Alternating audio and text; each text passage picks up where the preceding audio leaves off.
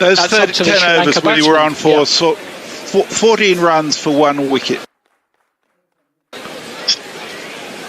God, that is just dire. Did you hear that, Bear? Well, no, I didn't. What was that? 40 last 10 overs we did, 14 runs, 1 wicket. Bloody hell. Well, there wasn't much to chip on the highlights, was there? I might chip that last bit out because there was actually a drop and a bit of excitement. It's the last excitement we've had in 30 overs. Morning, James. Morning, Mog. How are we all today? Good. How are you? Yeah, I'm fine. It's going to be an early day. It's 10:45 and the first innings is nearly done. Should be done by most 2 o'clock.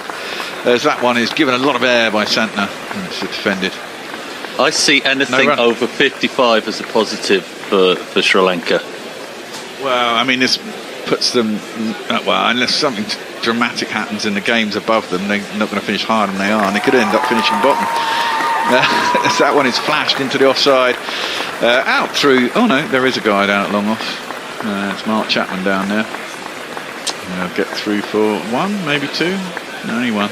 Just 1 in the end. It looks like one of these things where it's taken them almost Santner's whole 10 overs to work out they're allowed to hit him for runs. Yeah, well, the thing is they lost too many wickets, didn't they? Don't want to take any chances. I mean, Danajada Silva was that was the most culpable of all. He prodded a ball that was no need to prod at. That's attempted drive by Chamira, but gets a thick outside half of the bat and goes out to Bolt at point. Yeah, it was a Buckets model, wasn't it, at the start? They just, I know this sounds so boring, but they just went too hard, didn't they? At some point, they had to recognise they were losing too many wickets. Well, 2 batsmen got out stupidly, and 2 were good deliveries, to be fair. That's prodded at by Tikshana. Good delivery. Is that Phillips who's kneeling down there? It is indeed, at the very short gully. Fuck's sake. It looks like he's getting ready for a new age birth. Yeah, the sacrifice at the altar of cricket. As that one is tossed up, and on the back foot, Tikshana punches it out into the deep, and they will get a single. I mean, what does Sri Lanka do now? I suppose they just keep going, slowly accumulate. Please don't go for 20 overs doing this. I think they'll get about, if they do this for 20 overs, they get another 40 runs, and they'll still be well short. About 178 or something at the end of 50 overs. It'll be tedious. Go 2 runs and over. Well, this is where you've got to get them out, really. You can imagine they can all play defensive shots. That is defended out on the offside. There is no run into the 31st over, 128 for 8. Mog, who says what, where? Can't they just contrive to get some of them out handling the ball or something? But exactly, can't they just? You'd hope so. Leah says, holy fuck, what are the short fat uncles doing? Don't know who that is. Sri Lankan players? Let's say that. I don't know where we're up to on YouTube, but we'll start with Muttley, who says, I've said in the past, have 10 team divisions, and the bottom 2, top 2 go up and down each season. Each season, that could be interesting. That would be even more interesting. That would really add some jeopardy to it. Real jeopardy in every single delivery. Well, what they should have, this session, as I said, they should get rid of this World Cup of nonsense, as that one was defended in the offside and there's no run, and have a whole summer of test matches in one country over 2 or 3 months, where everyone goes to one country for their summer. That country would be India, I assume. Well, no, you could do it in England over from June through to the end of August. June, July and August, you could do it. Well, you could do it in India, England or Australia and nowhere else, I'm guessing. I'm pretty sure of the you have the top 8. You have the top 8 sides in the Test Championship, as that's defended in the offside. There's no run. In the first month, each team plays a 3 Test series. So in a month, that's easy enough, isn't it? It's 15 days of Test cricket with decent break between each. Do Ireland and Afghanistan and Zimbabwe get to come play? Well, you get to qualify by where your Test standing is, so yes, they can. Well, that's bullshit. No, the West Indies will never make anything then. Well, it gives something to it, doesn't it? But I mean, it's very much a festival of cricket. And then you could have another month, or you could play the first ones are 2 tests. I don't know, one way or something like that. That's driven up to mid-off, and there's no one. You just have a structure, like a table. 1 plays 8, 2 plays blah blah blah. Yeah. I like this idea. In the first month, and it's full test matches. Second month, whoever comes out on that, it's a tier system. So you've already got the lineup run out, and then they play 3 test matches in July, and then you have the final as a 3 Test match series, and then you have your Test championship and a They should proper play Test. every game on the same pitch with No. no breaks. That'd be great.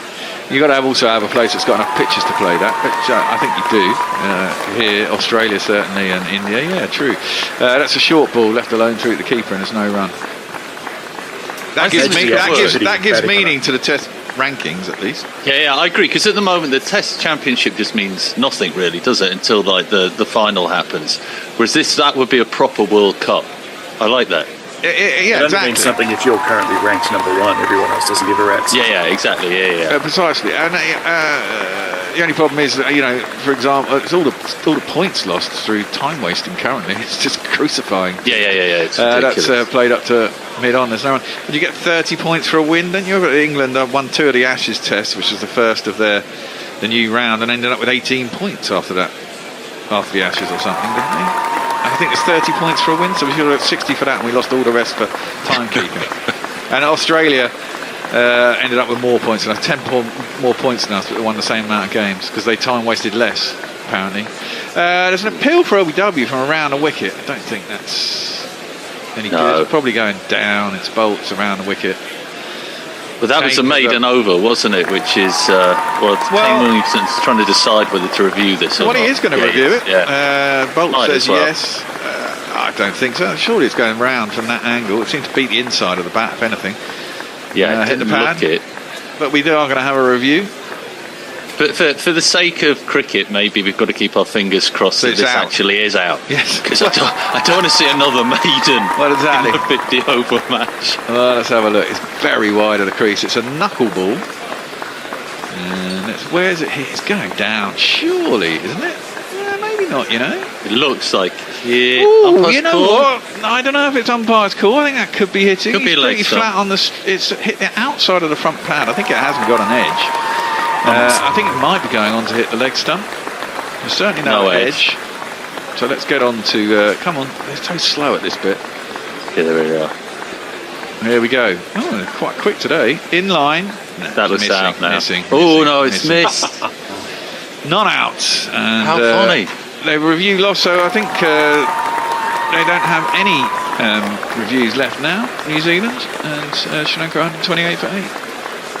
Yeah, but if they need reviews from now on, they are absolutely screwed. I mean, I think they just review for the sake of doing something, for something to happen in the match at this point. Yeah, I just think they wanted a wicket. They want to get off the pitch, don't they? I mean, everyone can see where this game is going. Unless someone does a maxi, which no one is, because it's 8 and 9. Yeah. The Sri Lankan side. And there is probably only Glenn Maxwell around. Possibly someone like Butler could have done what Maxwell did the other day. There aren't too many players around now who could have done what Maxi did the other day. No, Theekshana has a high score of 29 in this tournament, and Chamira has a high score of 4. So Sweet. I think they're going to something exceptional is going to happen. They're going to have to be injected with super soldier serum to get anywhere close to that. What better time for both of them to make double tons? Well, exactly. To show their real worth. Prove themselves men of metal. We have a super chat from Harriet Atkinson. 10 of your English pounds. And she has a little jumping hair that says #1 fan. Sweet. Thank you very much, Harriet. More of you should do that. We've had trouble with the bastards at YouTube. Hence the picture of a cat in the back that you can see. I've got to say the picture of the cat is preferable to yesterday. The moving image of the cats, the video of the cats. I almost got motion sickness watching that. It was very hard to concentrate as they were jumping around all over the place. I thought static images a lot better. Oh, right, okay. Well, I'll stick with a static image. It's a very cute kitten, it has to be said. Yeah, it is. I mean, listen, the video was great. It was just trying to concentrate on two different Well, I things nicked out someone else's YouTube channel, and YouTube obviously figured that out and double-clicked. That's why. Fortunately, it wasn't a proper strike. It was just a little warning saying, you can't do that. Oh, okay. Maybe you could do a thing where people cough up some cash and get a picture of their cat behind you. Yeah. Oh, what a classic idea. Come on, Mog, how much do you want to pay? And where's your picture of your cat? Yeah, that's a good idea, actually. Fucking cat's up there for your... Oh, that's disgraceful. Well, okay. And also, maybe we could include dog fans as well. There's a heavy cat bias on Guerrilla Cricket. All these dog fans out there, in fact, please come back.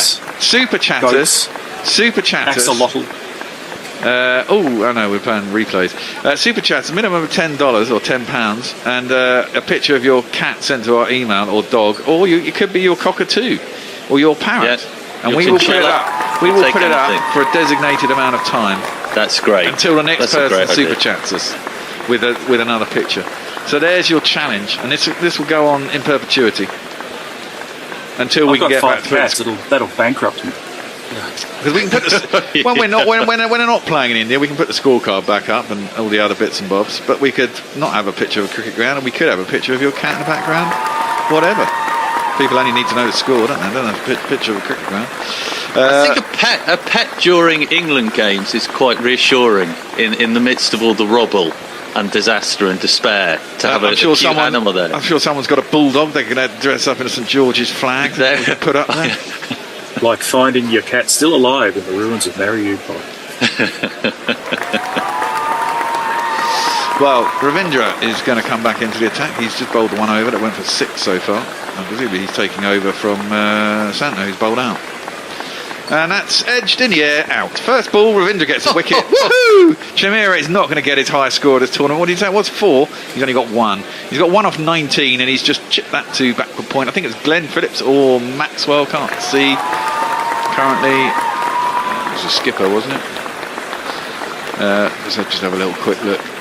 It was a drive. It was tempting, but he was nowhere near it. And it was caught by... Oh, it's Trent Bolt, the man of the small mouth. He is 1, and they subside to bugger all for 9. What's the score? Bugger all for 9. Bugger all for 9. Can't see. 128 for 9. There you go. Just needed that for the highlights, you see. But the problem is I don't have the score on the bottom of my own screen anymore. It's quite annoying. But that was astonishing because all the parts of that seemed like the people weren't trying. Like the ball was just thrown up, the batsman just lazily threw his bat at it, and when Bolt took the catch, it looked like he couldn't be arsed. Yeah, well, they've lost the will to live. Well, they have lost the will. Well, everyone knows where this is going, don't they? Yeah. Let's try a jiggle. And take a hike right out of here.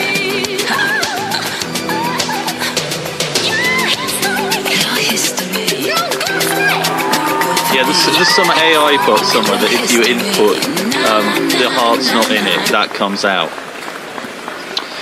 Well, yeah, I mean, it's been a very poor performance by Sri Lanka. They've been pretty poor throughout the tournament.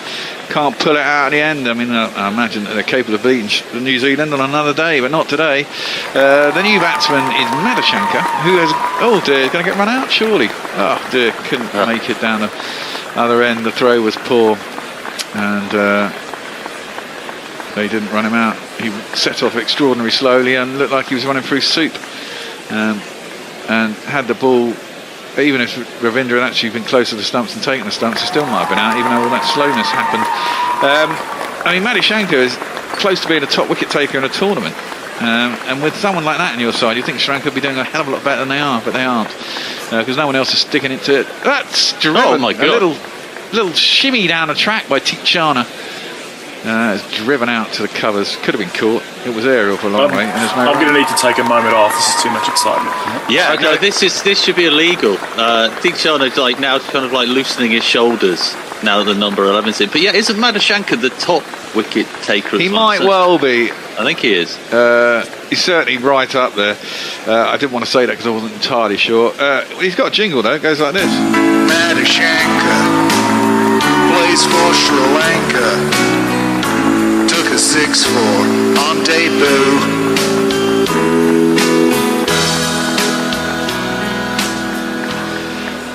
That's a quicker ball sliding on to the bat of Madhushanka, and gets it on to the leg side, out to square leg, and that'll be a single. Presumably they have a full half an hour break between innings here because it's been so short.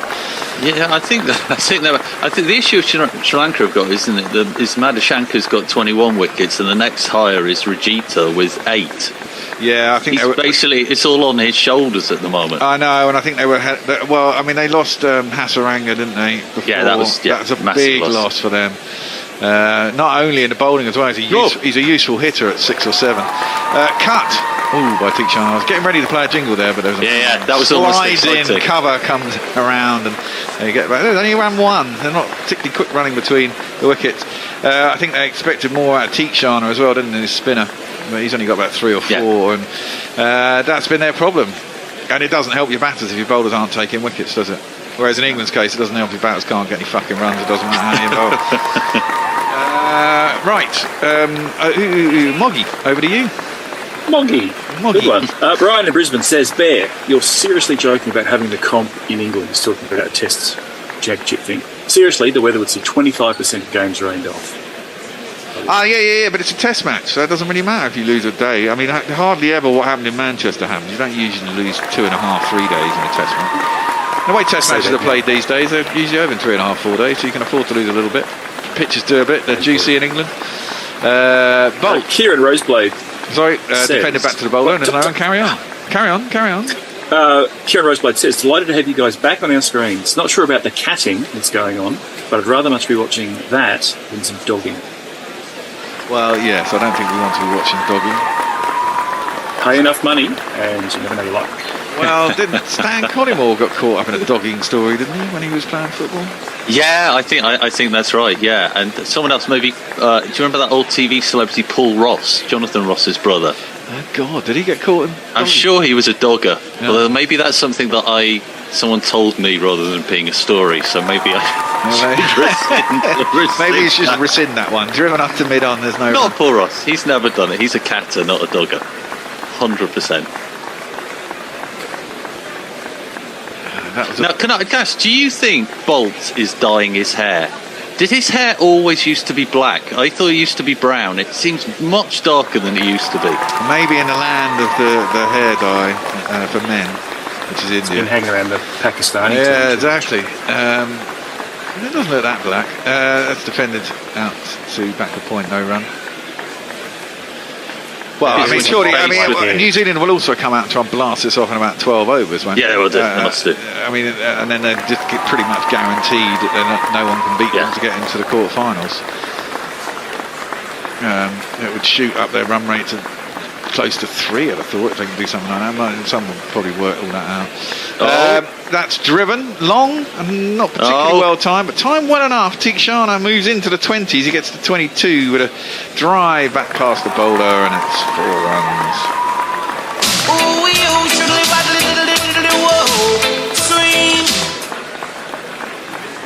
This is great. I mean, I don't think he knew what he was doing at any point during that shot.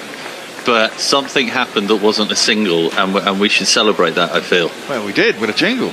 Yeah, in the best way possible. At the moment, it's more singles than a Dungeons and Dragons convention. It's absolutely astonishing. I think you'll find they're very cool these days. So you should. They are. Both my kids play Dungeons and Dragons. I used to play when I was a kid. That was driven up to mid-off. Ooh, when they get through for a single. Yeah, my son is massively into Dungeons and Dragons as well. It's very cool again. Maybe it's that Stranger Things impact thing. Yeah, probably something like that, yeah. These things are always cyclical, aren't they? Yeah. Well, Bolt's got an over and 1 ball. I guess he's trying to get the last wicket. So they can get off the pitch. They might as well. Can't get a fifer. But he's reasonably well today. He's around the wicket, full. I think he's trying to find that Yorker every time. Misses it quite often, and that was driven up to mid-off, and there's no run. That's in the 34 overs, 137 for 9. Sri Lanka. Will they get to 150? Who knows? Mob. Brian in Brisbane says, I bet the Bear has seen a cockatoo. No. Harriet Atkinson says, I'm with you about the motion sickness of the moving cats. Yes, thank you. Muttley says, the Peter Kay dogging sketch is hilarious. I've not seen it, so I'll take his word. Dan DeCastro says, 1 more wicket and Pakistan is officially out. New Zealand will win by 30 overs. England won't lose by 240 runs. He's a maths geek. And would South Africa have enough grounds to be able to hold the World Test Championship? Asks Kieran Roseblade. I reckon so. Oh, no, that's slashed up in the air. Is there going to be please be someone underneath it? No! 3 people converge on it, and it lands in no man's land. And Tikshana gets away with it. They probably get back for 2, and somehow they survive to carry on. 138 for 9. It's unfortunate. It's like they're taking the piss. I love that. Thrown up as much as it could be. 3 fielders converging, one of whom just splats into the floor in trying to do it. I think they're having a joke at the moment. Do it again, he does, but it's defended. There's a short cover. Just goes to him, there's no run. Oh, come on, just get the fuck out, will you? Jesus Christ. I know, but I think Theekshana's not facing now, but he's zeroing in on his highest score of 29 in the tournament. That's big numbers. Madashanka is facing up, it's flat, and it's just played out in the offside. There is no run. Yeah, that's a bit annoying. Now, what's Madashanka's highest score? Madashanka's highest score is, oh my god, it's 5. Okay, well, he's approaching that too. Yeah. He's getting one more to his score as he drives out to mid-off and there's no run. Well, I'm sure the ICC would at some point are going to flash up some sort of on-screen graphic that's a milestone with those 3 milestones: the 150, Theekshana's highest score, and Madashanka's highest score. Exactly. Wouldn't it be great if they all happened at the same time? Oh, don't get us started. We can but dream. Living the dream. Tossed up, a little bit of spin, played in the offside. Ooh, there's a little bit of a mix-up between the batsmen, but the fielder was on it quick enough. They don't care. 140 for 9 after 34.5 overs. There was a little flourish there indeed from Theekshana when he played that shot. He's getting a little cocky now. Well, yeah. He's got his eye in. Around the wickets is Ravindra. It's just played out of the offside and there is no run. And that ends the 35th over, 140 for 9. Over to you, Mog. Might go for his cow and son. Pirate Batcher says the eyes of the kitten are mesmerising. Very cute kitten. Over on the YouTubes. No, I was just on YouTube. Attention. Farong says, nice concept being discussed. However, I think it would be better to play the English edition in the Oil East where it rarely rains. Oil East being UAE, Sharjah, Dubai. Nah, those pitches are dull though. I mean, you could play. I don't mind playing it in India. I mean, it'd be different in. It'd be like the World Cup of football. One year you'd be in England. Yeah. Next one it would be 3.5 years later, played over winter or something in India, and it would be played over an Australian summer one year. That one is through to the keeper and there's no run. You could have a subcontinental one. You could play it across some of the Indian states if you wanted to. Not the Indian states, subcontinental states if you wanted to. Get Sri Lanka and Bangladesh and Pakistan involved. Although of course that has its own political ramifications. South Africa play them all in Saudi Arabia. No way. That is inevitable in that format. That is inevitable at some point. And they'll stump up the money for it. And the height of the heat of the summer when it's about 50 degrees. Might be any humidity there. Does it get humid in Saudi Arabia? That one's into the gloves. The Theekshana goes out to point and there's no run. I don't know, to be honest. I don't either. It's just fucking hot. I mean, I imagine it doesn't. It's a desert, isn't it? So, yeah, when it gets that hot, maybe humidity doesn't matter. Yeah. It kills the humidity. It's heat stroke. Well, exactly. Plus the threat of death if you, I don't know, look at a woman the wrong way, have a thimble full of alcohol. If you're building a stadium, there's always a threat of death. Yeah, there was also that too. But I see they have been offered, they've been given a World Cup, haven't they? As that's defended up to the covers. And they've been given 2034 World Cup, is that right? Yeah, there's still a couple of weeks for other countries to come together and organise bids. I'm going to guess there's several brown envelopes that are going to make sure that doesn't happen. Yeah, and I reckon those brown envelopes will have an awful lot in them. Yeah. I can't believe that we're just selling football to the Middle East now. Well, I mean, we've sold everything else. It makes a difference to arms, I suppose, but yeah, that's down the leg side, and it will be a wide, I'm presuming. Yes, it will indeed. I feel like a bit of pace might be in order here. Well, yeah, I suppose you could bring on Lockie Ferguson, be the next choice, wouldn't he? Yeah, I think that they've got to get Ferguson on here just to put the pop out of its misery. Yeah, you can't get them out, knock them out. Exactly. Just pump in a load of Yorkers or something. That's hit square airily through the covers, but there isn't anyone to intercept it. So it'll go out to the boundary. They'll get back forward. They'll just go through for one. It's rocking back there, Laura-esque. I think Shana is by the minute is increasing his batting skills and his confidence as he zeroes in on that magical 29. The other thing you could do, I suppose, to make cricket more interesting is make them use bats that were made in the 1920s. See how modern players, dealt with that. Like batting with a wooden ruler for most of these guys. Well, exactly. It'd be quite interesting to see when they try and slam it out of the ground and the middle's tiny and the rest of it's just literally a plank of wood. What the scores were like. Matches. Everything else the same, just bat specs of the 1920s. I think that's great. I'd also like to see... sorry, Bolt about to come in here. Yep, he's over a wicket and it's defended by Madashankar. Out to cover, no run.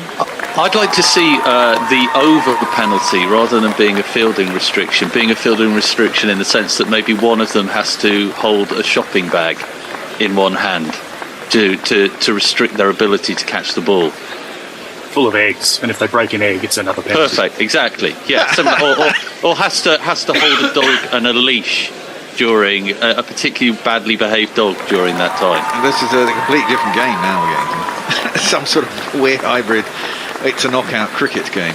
There we go, that could work. Yes, or has to put on a fancy dress costume. Yes, whilst fielding in the giant outfield, mascot. Jumping through a hoop and then going down a slide before catching balls. Bolt, they got an off Hayden in, and it's a slower ball through the offside. That ends Bolt's spell. He's bowled 10 overs. He's got 3 for 37, and at the end of the 36th over, Sri Lanka got 142 for 9. Mog. Hattie has on Twitter put a picture of Luna the Great Dane, who sadly had to be put to sleep last week. It's a fine, stirring picture of a very proud and handsome animal. There you go. Moment of silence. Kieran Roseblade says Warner wouldn't play in Saudi Arabia. If he was caught cheating there, it would cost him an arm and a leg. Literally. The wrong person. I think perhaps that picture of the Great Dane is what Hattie wanted to put up as a result of her super chat, maybe? I'll send you a photo. You still want to put the photo up between two? Yeah, I'll do that. Where did you send it to? Did you send it to? It's the Twitter account. Can you? Twitter. How do I download a thing off Twitter? Can you send it to our email address? And I can certainly do it. You just right click it and say save image as or something. Okay. Right then. I'll do that between overs. I think Sean has just stolen another single now, up to 27. That's driven out to. There's 5 fielders in the offside and can't beat them. Does Madashankar, and there is a dot ball. I love this now from Theekshana. He's now leaning on his bat like a seasoned pro at the non-striker's end. Yeah. Oh. What's that? It's gone out towards third man. Sorry, I'm trying to get this photo down. There's just a little edge there from Madashankar. We are at that stage of the match where everyone is laughing every time everything goes wrong. It's like that 4 a.m.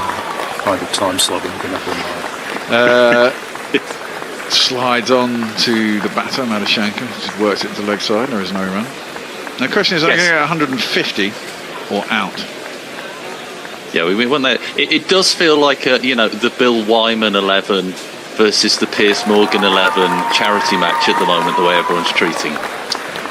Tossed up, out to cover, and there is no run. I feel that Ben Fogle is about to get an over or something like that. Don't let Ben Fogle have an over. He's everywhere these days. He bloody well is. That's a full toss. Nearly. There is a man out sort of 3/4, Devon Conway out of cover, and it nearly landed at him, but it didn't, and it was only a single just bounce before him, and there is just the one run. Oh God, no, I don't want to do that. The vibe is very much in a test match, the last wicket, and they can't get it. That's the vibe that New Zealand are giving off at the moment. I mean, we keep having to remind ourselves that Sri Lanka are yet to get to 150, but I mean, they're closing in. But New Zealand look like in despair at the moment. Oh man, to get your dog in, because it's not landscape, it's portrait. Getting to fill the screen. there we go. That's not so bad. There you go. Handsome lad. Right below us. There's your doggy. Come on, the dogs. If you look on YouTube now, that's Matty. Hattie's, the mad old Matty's Great Dane who died. Very handsome dog. And he's taken over from the cute kitten. And you can get your pet or picture of choice by super chatting us. It's a new innovation from Gorilla Cricket. Madashanka is facing up to Ferguson, which is the right choice. Oh, they're going to go through for a single. If it is, that could be out. No, good bit of fielding at mid-wicket. Sharp bit of fielding, but he couldn't gain his balance quick enough to be able to get up and throw. The two batsmen have decided to go through for the single. If it had been a cleaner bit of fielding, I think one of them might well have been stranded. It was Glenn Phillips. He's in at short leg, essentially. He ran back and fielded it. It just took him time, just took him that extra bit to steady himself, get his balance and position to throw the ball, and allowed him to get through for that single. As Lockie is in again, slower ball outside the off stump, attempted thwack by Tikshana. He's not going to get through. I mean, Andy might actually have to come back to do This would be amazing. At this rate. I mean, fuck all's happened in 10 overs. This is incredible. I can't, we should kind of want them to keep going like this, just for that unlikely event to actually happen. It's quite mad, isn't it? Really, You've got to cut. Ferguson, comes in again here, and just defended out past the slip. Who makes a pointless dive? Darryl Mitchell, I presume it is. The third slip, second slip, dives over the ball, goes down the third man for a single.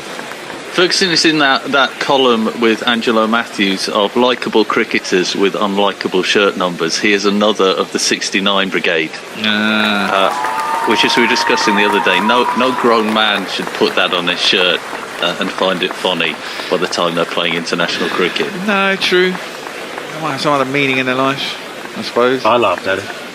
Madashanka, that's prompts up in the air. Is there going to be an out there? No, there isn't. There's going to be 4 runs. You know what? They've reached 150. Madashanka's got his highest score of the tournament. He moves on to 9, and Sri Lanka move on to 150 for 9 after 37.4 overs as Madashanka gets that out to the boundary somehow for 4 runs. 4 on the floor, and 1 more 4 than the 4 before. That's what 4's are for, to get funky on the dance floor. There is no one out there. Yeah, no, he did when he was playing that. He looked as though he was going to drive at it, and then it looked like he got an electric shock almost. But it still went for 4. Well, that's the pace of Lockie Ferguson, isn't he? He's quick. That's into him. Ooh, I don't know if that hit him or hit the bat. I thought it was going to plop back to the bowler for caught and bowled, but it didn't go anywhere near him. Madashanka, it looked like it might have hit him. Madashanka is on 9 and Tikshana is on 28. Sri Lanka's are 150 for 9. There's 1 ball left in Lockie Ferguson's over. 200 next. Come on, Sri Lanka. This partnership, I wonder what this partnership's worth. It's got to be one of the higher ones. Must be near on 150 by now, surely. About 20. Close. Defended by Madashanka, back up to the bowler, and there's no run. Over to you, Mog. Over on the YouTubes, Naknud says, you know the Middle Eastern monies went too far when the Derby is a camel race? Muttley says, Reba Super Chat Cats, could we make a rule to replace the current cat you have to bid higher than the current cat? You've been reset each day. Well, it could be a dog, it could be an animal of your choice. You just have to send a photo. But it has to be an animal. He's talking more about gouging the punters. Well, yes, that's true. You could always, we could impose that rule, but we're not going to. Hattie says, thanks, Bear. And Brian of Brisbane says, Supplin must be getting a bit more excited. I doubt it. Huge runs. Supplin seems like a sensible lad. He knows where this is going.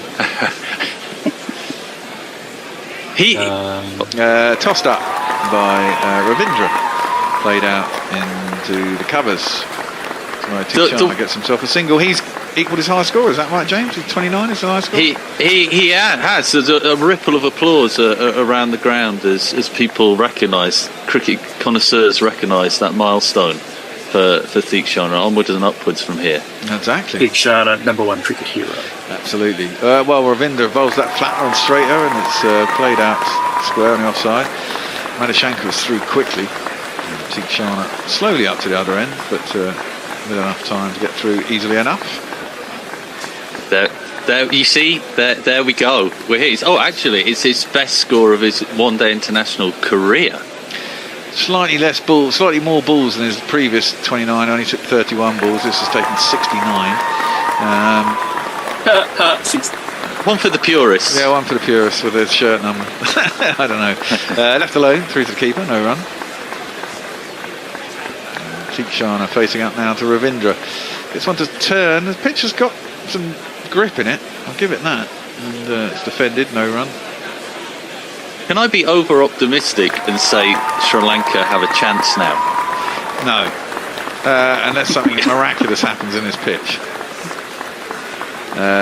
It's always possible. They could do the same thing to New Zealand, which would make it a cracking match. It'd still be over early. Defended back to the track, down the track, and there's no run. Say if they got another 25, at least they're sort of in the game. I think anything under 200 in ODI these days is not defendable, really. Unless you're playing England, of course, or some of these bottom teams. That's played up to long on, and there is no run. That's why England have been so poor. That game against India, they only have to chase 221. No matter what happened at the top of the order, they should have been able to buckle down and get much closer than they did. That's the end of the 39th over. I think you're going to have another go, Andy. You're going to be joined by fourth Ian Suppen. He'll be cheering his men on, no doubt. Leah says today's fast bowlers might break quite a few of the 1920 specification bats.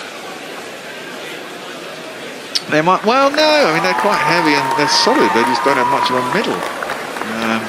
You'd be surprised. The ball hasn't changed. Would we give them the gloves? You know, the kind of like pimply. No, and they're going to have all the rest of the modern equipment. Just a way of maybe stopping them scoring. So, giving them less of an advantage. That one is blocked up to mid-off, and there is no run. Tikshana on 30, which is now officially not his joint top score ever, but his highest score ever in an ODI. Ever in an ODI. And he is living the dream today. He's got 20% of the runs nearly. I know someone who's going to appear in Wisden's. Ferguson in, he goes back and defends it down towards third man. He's just going to walk a single. He's looking very cocky now. It's Tikshana. He really is. He really is now. He's got a strut. He's like John Travolta in Saturday Night Fever. He is owning this. Let's see if we go to today's game. I wonder what his highest score ever is. 31. No, not in ODIs, in all forms of cricket. Oh, in any form. Yeah. It could still be 31, I'm going to guess. He's got the ball on the string now, so. Well, no. He's sitting it like a beach ball. What's going on here? Lockie's going round the wicket? Over the wicket? Don't know. He seems to be over the wicket still. Short, and he doesn't like that particularly as Madashanka. Not surprising, really. He is a number 11. It goes down to fine leg, bounces off his arm, hand, something. And there is a leg by or run. No, it's given to him. It's a run. Came off his glove. Yeah. So, he was born in 2000. He's only 22 years old. Tikshana career stats, test, matches, innings, balls. Highest score. That's wickets, isn't it? Batting. As Lockie comes into bowl. It's full. Tries that slower Yorker. Unfortunately, Tikshana gets his bat on it. Damn. His highest score in any form of cricket is 38, which he did. Which is in a test match. He's also so that's on today as well. He's only played 2 tests and he's only played 5 first-class matches. And I presume those two coincide because he's got 38 in first class and 38 in a test match. Well, call Norris McGuirter because there's a record breaker in town. Well, yeah, indeed. Defender back down the track and there is no run. This is great stuff from Tikshana. They've started on the TV showing Glenn Maxwell, which is kind of the vibe I think he's going for here. Well, yeah. Glenn Maxwell's best strike rate in this World Cup as well. Jesus Christ, that's 153 is pretty impressive. That is ridiculous. Well, I mean, he scored 100 against the Netherlands in 40 balls, didn't he? In total, is 200. Lockie Ferguson has got that. He's put him down. Yeah. I think he's got underneath the chest pad of Tijana. He's down like a man having a heart attack at the moment, and I think that's because he's got smashed right on his heart. I think that's got underneath the chest pad, gone up there, knocked the wind out of him. Tijana has gone down like a bag of spuds, or a boxer in a boxing ring who's been floored.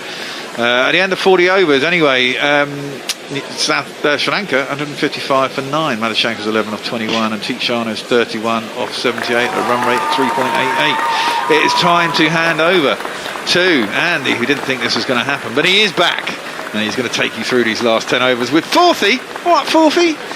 Yeah, I'm fine. How you going? I'm all right, man. And Supan, you must be thinking we've got a victory in our hands here, surely.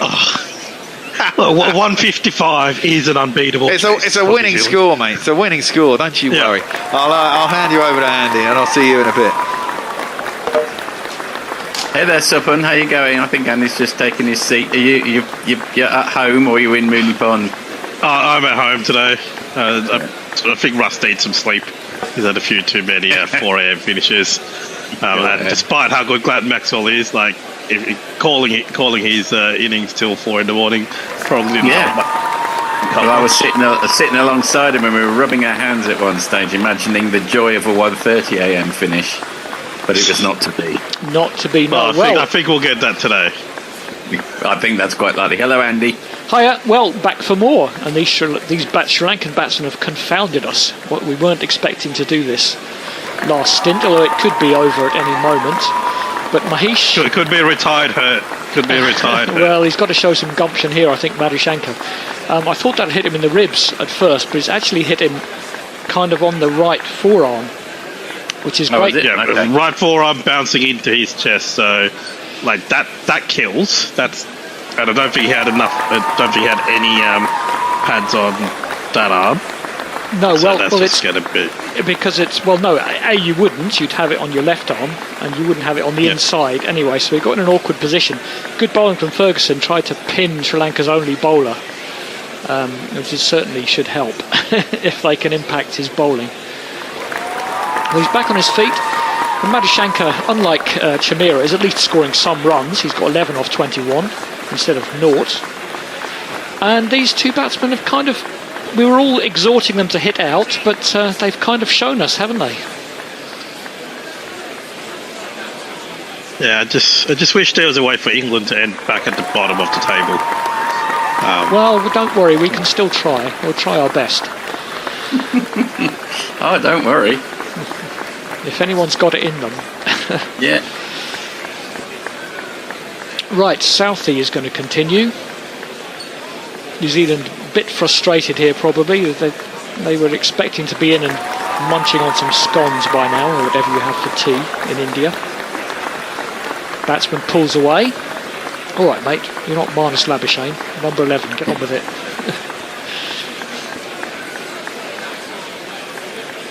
Couldn't understand how Marnus Labuschagne could see some of the people who were supposedly distracting him. Scratching their ear 100 yards away, yeah.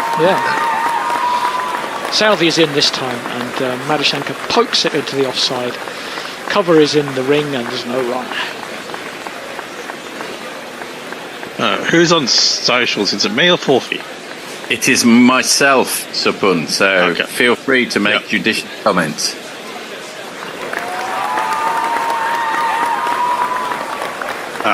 Yeah, or not, it's also fine.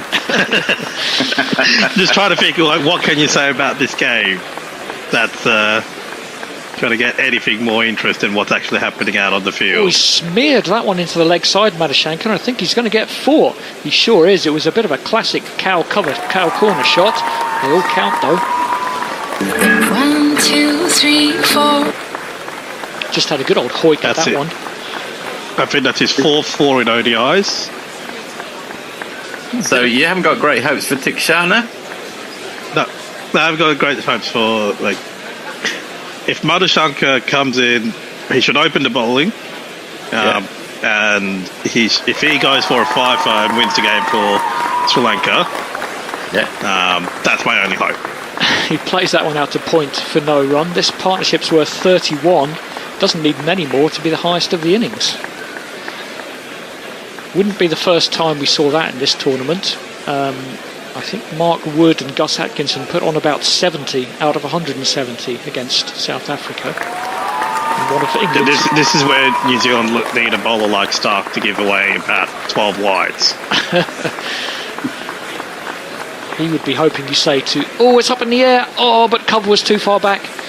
They had backward point and extra cover were kind of up, and they had that split field where cover point's further back, and it went at catching height between the two closer fielders, didn't carry to the further one. He really just popped that up in the air, but got away with it. He'd be better off playing a full shot, I think, and I'm sure that's what he'll be telling himself. They scored 14 for 1 in that third block of overs. I wouldn't have thought that was possible. Almost accidentally you're going to score more than that. And that was 2 fours and 2 balls in there as well, if I remember. He has a poke at that one, Madushanka. Doesn't get anywhere near it. And there was a lot of dot balls. It was the old defending a test match. What's the victory sort of game? Have you got a gauge on how this performance is going down back in the homeland, Sapoon? Oh, horribly. Horribly. Finger pointing everywhere. Radatunga is trying to take over the club, take over all the selections, but then people keep bringing up the fact that he was let go from the Sri Lankan board for corruption. As we said, business as usual. That one's pushed out into the offside. There's no run. They've lasted another over. I think it's 155 for 9. Yes, for 1 or 2 comments. Message S says, never have the boring middle overs been so fucking boring. And although things are looking up now. And Leah says, Tikshana making a double ton from 9 would be epic. Hopes are fading on that front, it's fair to say. But, if you can grub another few together here. I think he can only do it if he starts cramping up. I think that's the key to scoring a double 100. You need to cramp up and just stand and deliver. So cricket, that's right. Yeah. Well, wasn't Stokes and also be dropped? Wasn't Stokes doing it yesterday as well? I completely ignored that game. I just couldn't be bothered. Stokes looked like Rudolf Nureyev compared to Glenn Maxwell. Christ. Glenn Maxwell was just on one leg. He was on no legs. He was just standing. No leg. Yeah. Right, well, New Zealand are going to try something different. It is a man who has had a bit of a golden arm in this tournament. He's off his knees, presumably, to bowl. No, as he gets to the bowling crease.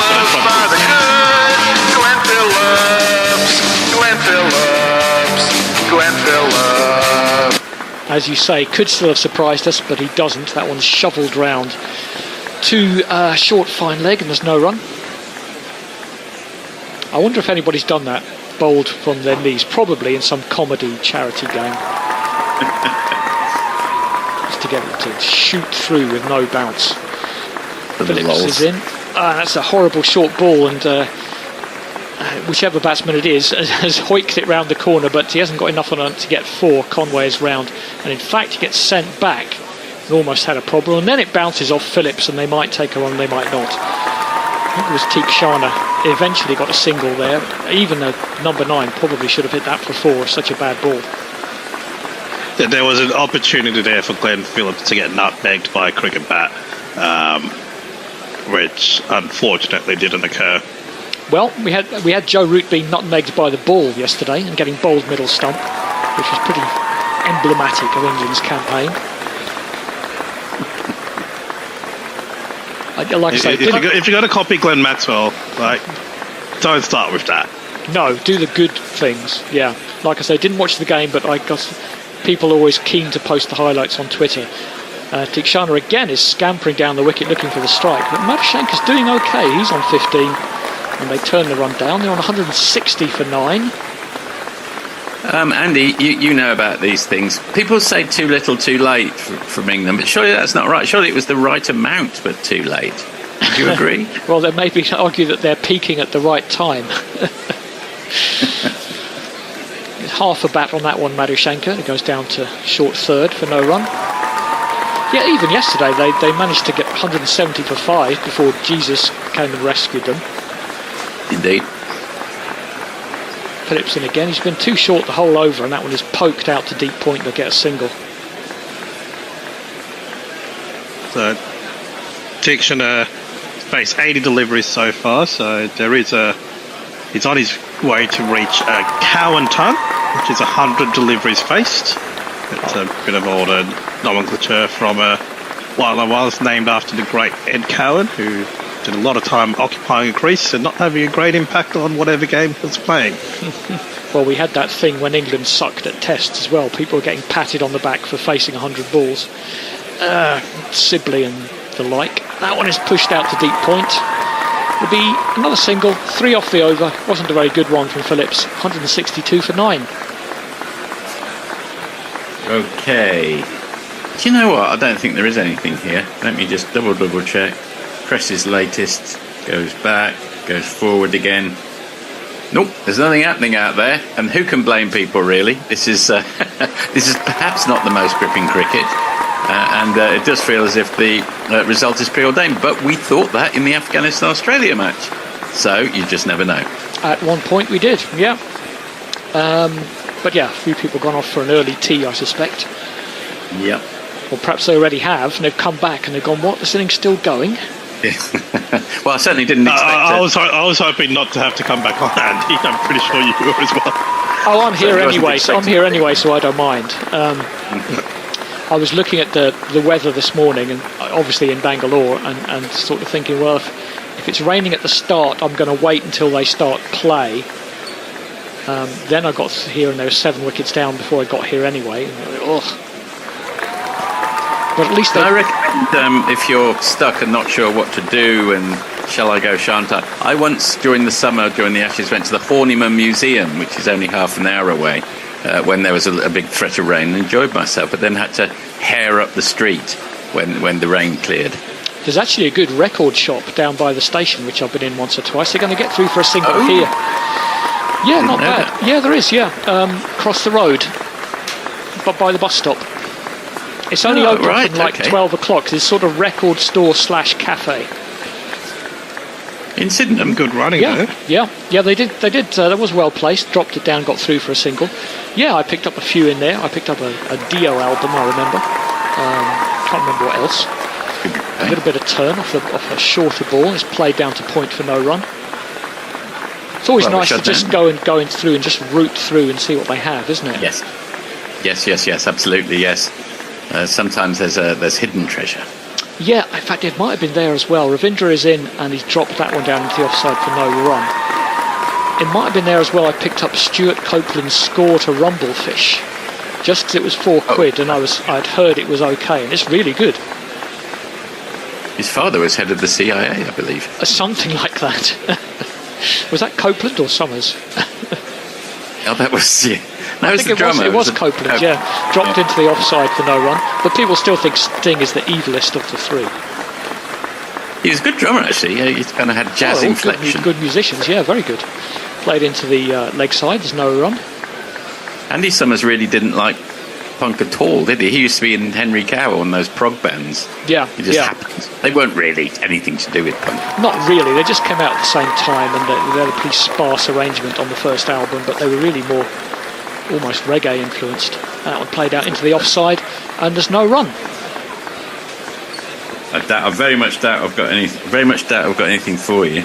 Well, I can keep talking about the police then.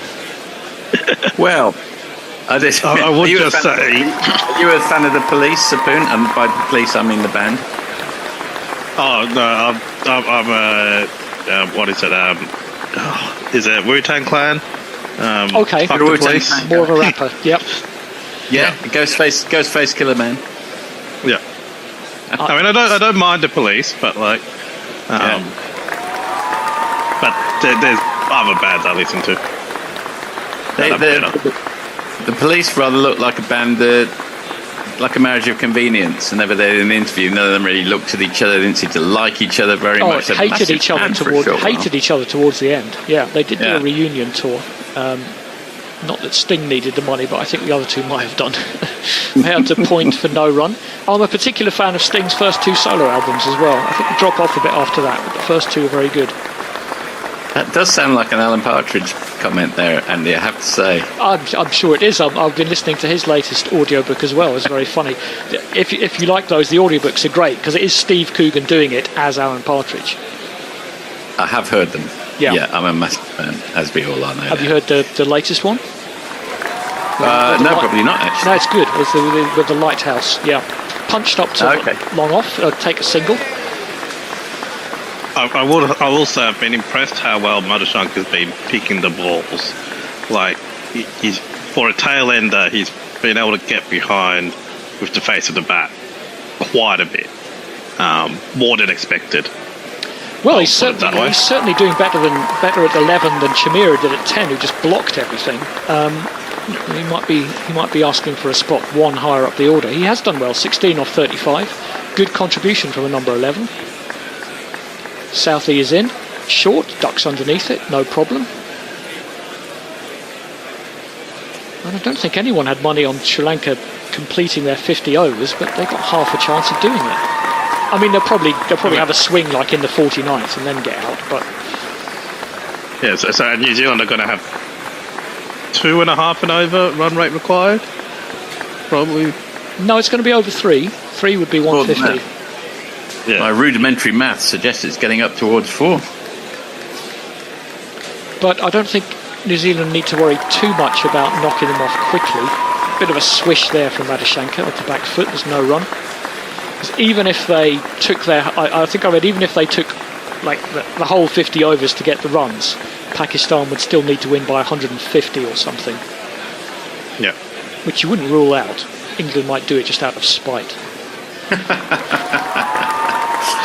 But we can't let New Zealand get through to a final and potentially win. We're not allowed to do that. Or they'll get bunged to throw it, so it's an India-Pakistan semi-final. So, if England withdraw from the game, if they forfeit the game, Pakistan do not get through, do they? I said 3 games ago they should just forfeit the tournament. Get a single there down to third man. And yeah, they're doing very well, these two. They're just popping 3 or 4 off each over without too much risk. Now, if only the top order could do this. Well, I'm just thinking that, or at least find a middle ground between, 5th gear and 2nd gear. Yeah. And I do feel they need to take the captaincy away from Mendes. Since he was made captain, he has not played his natural game. It affects different people in different ways. Yeah, it can inhibit some batsmen, and it's a hard job to do from wicketkeeper as well. I mean, look at Butler, played down to point. There's no run. Same thing happened to Sangakkara when Sangakkara makes more runs coming in at number 4 than coming in at number 2 or number 3 after a session of keeping. The higher up you are in the order, and if you're a keeper, and then becoming captain on top of that, that's a lot of effort for one person to carry, especially. Absolutely. Yeah, we've seen that with other players as well. Like Alex Stewart, all the way back to Alex Stewart. Didn't much enjoy opening after being keeping for 4 sessions, and you can understand that. You need a bit of a break from that concentration. Leah, Stuart Copeland's dad, was involved in forming the CIA. It's good to know I wasn't way off beam there. Stuart also composed the soundtrack for the Babylon 5 pilot episode, which I most certainly did not know. That is a weird mix. Well, indeed. Morgads, I think Copeland's brother founded IRS Records too. Andy Copeland, maybe. I think it was Miles Copeland, Mog. Miles Copeland rings a bell. That's a good ball from Ravinja. Would have beaten a better batsman, possibly even found the edge of a better batsman. Pitched on middle and turned past the off stump. Tosses that one up again, and has pushed out to cover for no run. One thing I don't like about Ravinja is his hair reminds me of convicted massive fraudster Sam Bankman-Fried. I think he should do something about that. Not a name I recognise, so I'll be glad. Biggest fraud in history. Biggest, puts Madoff in a cocked hat. He's been convicted but not sentenced yet because they got to try him for some more crimes. as Ravindra pulls out of that one. Here he comes again. Tosses it up, defended again into the offside. Short cover picks it up. Thought that was an attempted man card for a second and realised Ravindra just tripped over his own feet. More likely at this point. I mean, I don't think New Zealand are that frustrated with this last wicket stand just yet. Tosses it up, played back to the bowler. A little bit aerial, but he may well have just hit it into the ground, actually. It's not a last wicket stand that is going at a run of ball or they're losing the plot. So it's not too concerning, as you say. No, just a bit irritating probably that they haven't got in 30 runs ago. That one is pushed out to point to get through for a single. Bit of, I might say, lazy fielding. He didn't really attack that one. I mean, how high is the score going to get if you have a misfield? Like 170? 175? So, just one over this over so far from Ravindra. As he comes up to bowl the last ball. Steps away, Tikshana. I think he's a bit frustrated he hasn't had much strike in the last couple of overs. He stepped away before the ball was delivered, punched it out to deep point, so he gets a single to keep the strike. It's the end of the over. It's 167 for 9 with 5 left. Armchair Cricket Podcast, good application from Sri Lankan Tail. Numbers 8 to 11 have batted out 25 overs now. They're giving weather a chance to intervene on their behalf. Long they should be out there. No doubt some other people have. Leah, Copeland was replaced for the regular series of Babylon 5 by Chris Frank, formerly of Tangerine Dream. Good deep knowledge. Thank you, Leah. You get a lot of people who used to be quite prominent in bands moved on to film scores. Yes. The guy from Yes, Pop Will Eat Itself. Yeah, I'd also highlight Barry Adamson, the original bass player in Magazine. And the guy Trent Reznor from 9 Inch Nails as well. Yes. Yeah. Good call. The guy from, I always get them mixed up, either the Charlatans or the Inspiral Carpets. One or the other.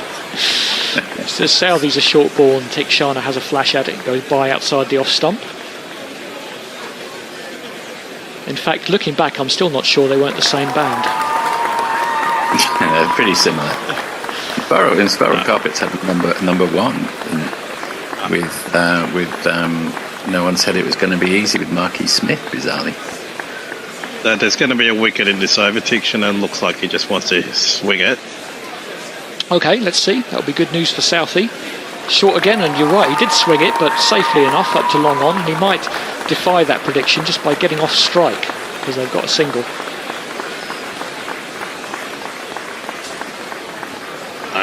That shorter ball earlier, he wanted to cut it away over the bowler's head, but he pulled out at the last minute there.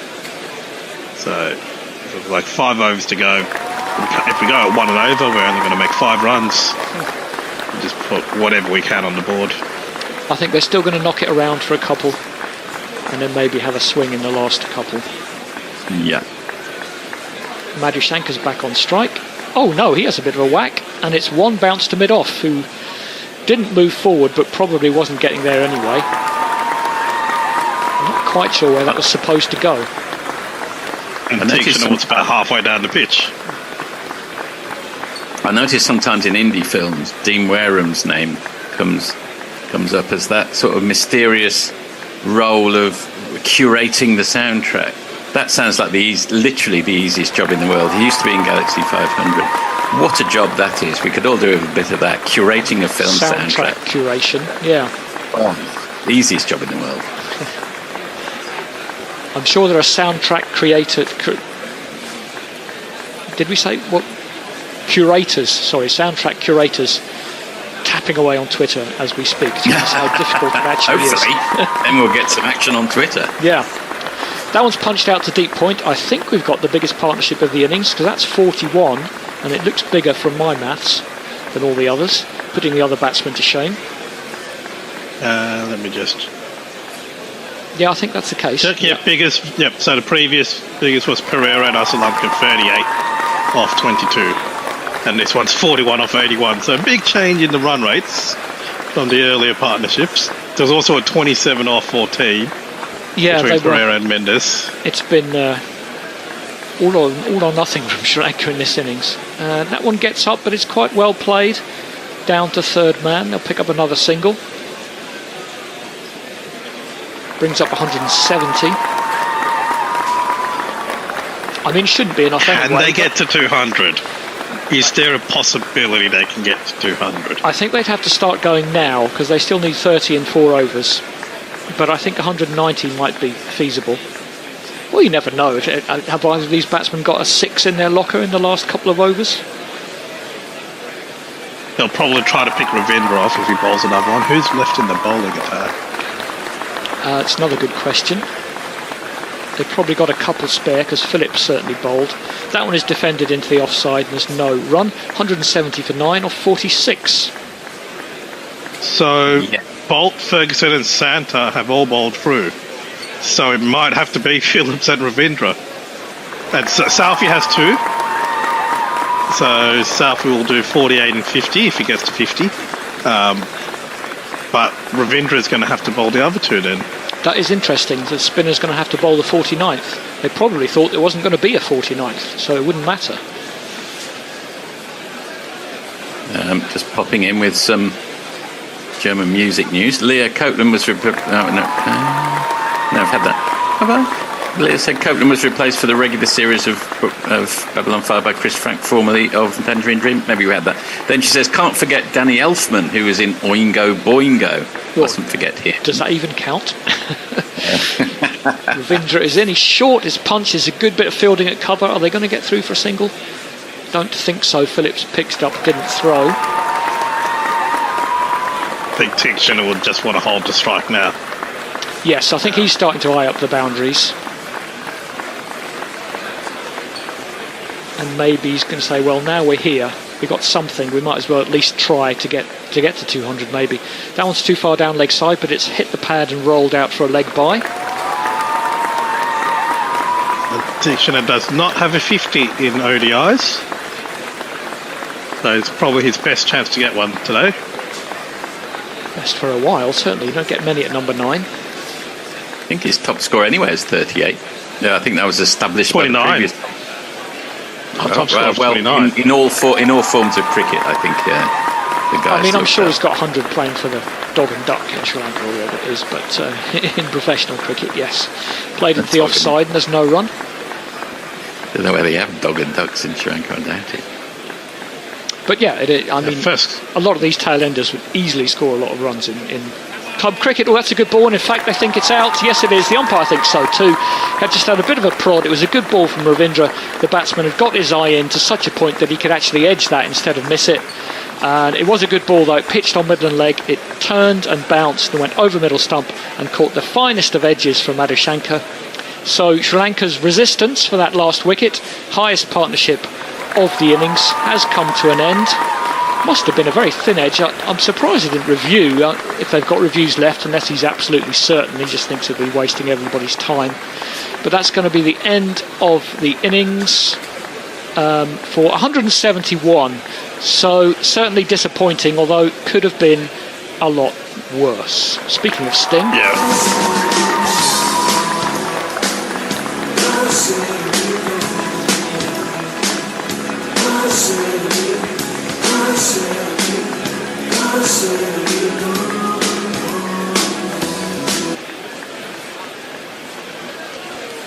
So, could have been a lot better, but could have been worse. Yeah, at 9 for 128, I was not expecting anything above 150, so they're 30 runs ahead of where I expected. They're not going to win. I thought New Zealand would get into this in 15 overs. There's been no danger from the pitch whatsoever. So unless Madhushankar bowls the spell of his life and takes 5 wickets very early on, I don't see any chance for Sri Lanka to win this. I think it's really only a question of how New Zealand pace this. Whether I'm sure, as a professional outfit, they should have someone doing the maths, telling them, you know what, you get these in 35 overs, it's fine. It's really fine. You don't need to try and get them in 20 or 25. And that should be achievable. I might just finish with one or two tweets, and we can summarise this. Do you want to summarise the scorecard, or are we okay? If I can bring it up, I will. Well, just while you're doing that, AD Brian, have you seen the photo of Stuart Copeland's snare drum comparing Sting to Donald Bradman? That brings us nice and full circle from the police back to cricket. Leah, I own quite a few Tangerine Dream and Chris Frank albums for thee. Good to know. AD Brian, this might be a bit out of time, just tuned and realised between innings and a previous game is being played. Fair enough. I'll hand back to Andy. Well, that's going to happen again soon. I'll give you a quick run through the scorecard. Patum Nissanka was caught Latham bowled Southey for 2. Kusal Pereira went off like a bomb and was top scorer, but he was caught Santner bowled Ferguson for 51 off 28. The middle order didn't fire. Kusal Mendes, the captain, 6, he off 7. Caught Ravinder bowled Bolt. Bolt also dismissed Sadira Samawikrama, caught by Daryl Mitchell for 1. And Charith Asanka was LBW to Bolt for 8, so Bolt doing the damage in that middle order. A bit of resistance at 6 and 7. Angelo Matthews was caught Mitchell bowled Santner for 16, and Dhananjaya De Silva also caught Mitchell bowled Santner for 19. Karen Ratner made 6, and Dushmantha Chamira was 1 off 20 balls, boring the hell out of us. But a last wicket partnership between Mahesh Tikshana, 38 not out, and Dilshan Madhushankar, 19, took them from 128 for 9 to 171, so there's a bit of resistance. Quick bowling figures as the bear is looming. Trent Bolt 3 for 37, Tim Southey 1 for 52, Lockie Ferguson 2 for 35, Mitchell Santner 2 for 22, and Rachin Ravinder 2 for 21. So we'll have a bit of a break and then we'll be back with the New Zealand reply.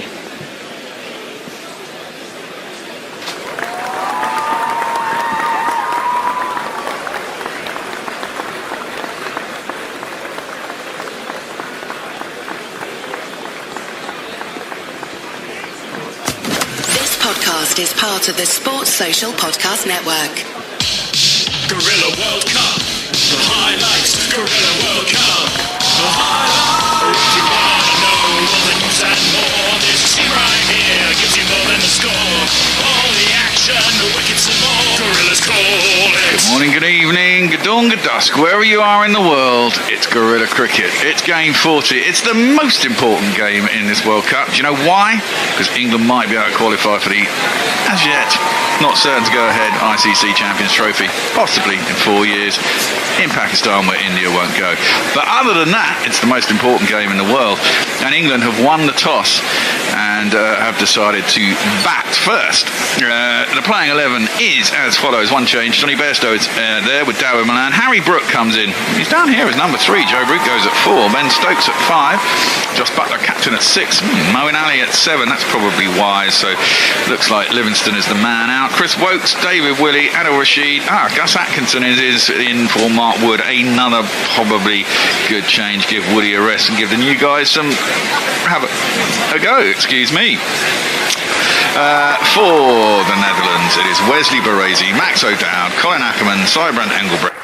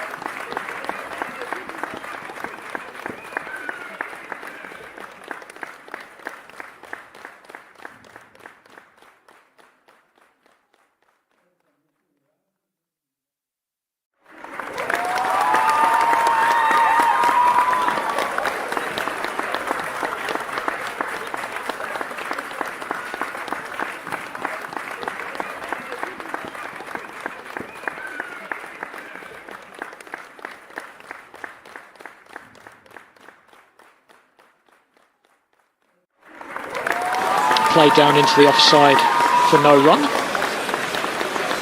Yeah, that's a good call, Mark. There's also odds tracks like, and just little barrages of lead guitar like on You Really Got Me by the Kinks. Yes, I was going to mention that one. And which one was Heavy Metal Thunder? I don't know that. No, Get Out on the Highway, Heavy Metal Thunder. Born to Be Wild by Steppenwolf. Yes, that's the one. Yeah. I mean, Which I think is the origin of the term. It seems very likely. Some people even put an argument in for Helter Skelter, don't they? Which I would disagree with, I think. Well, tried a bit of everything, the Beatles, didn't they? Madushanka is up. He really likes it. Joel Wilson doesn't. We've seen in the past that doesn't necessarily mean a lot. But now everybody's staring at each other. The keeper, who is also the captain, doesn't seem too keen. He just had a bit of a flash at it, the batsman. They are going to review. But I'm not too sure about this one. That it was mostly by convincing the bowler, convincing the wicketkeeper to do it. Yeah, this is a bit smelly, this one. Conway is the batsman.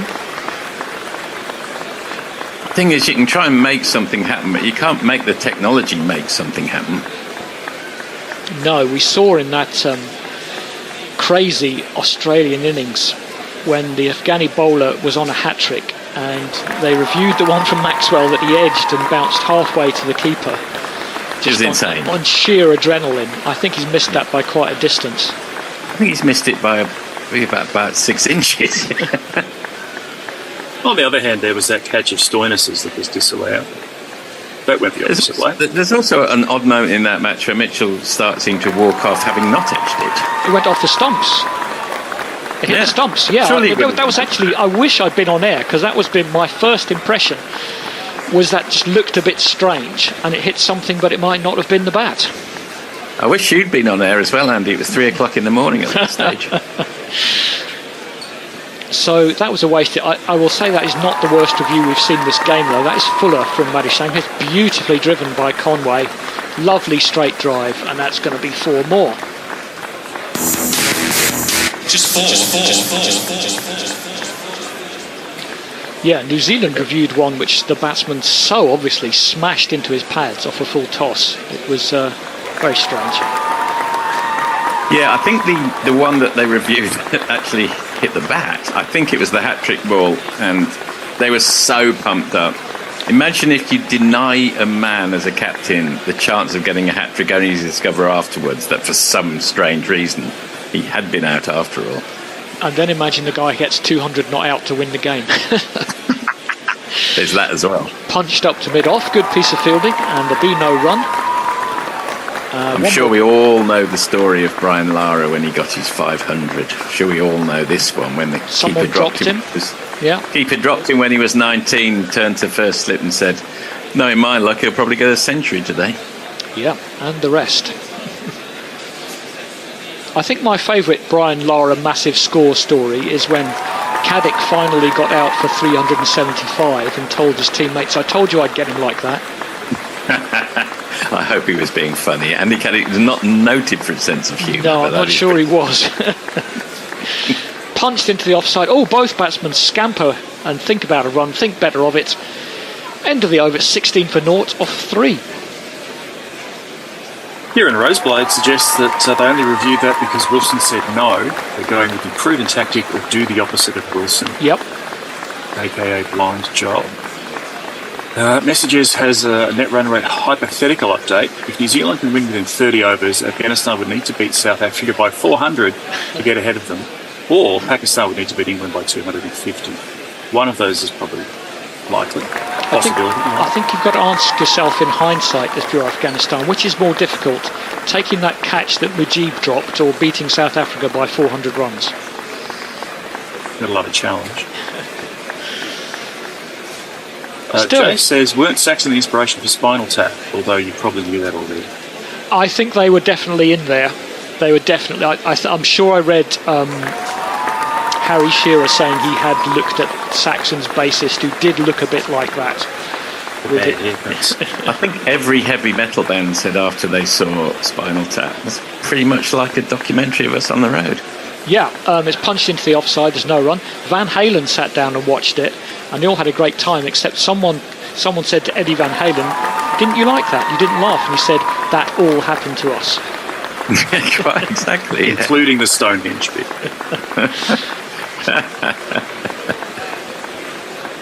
Punched into the offside, and there's no run. Now, the Stonehenge bit is based on something real that happened the other way round. It was too big.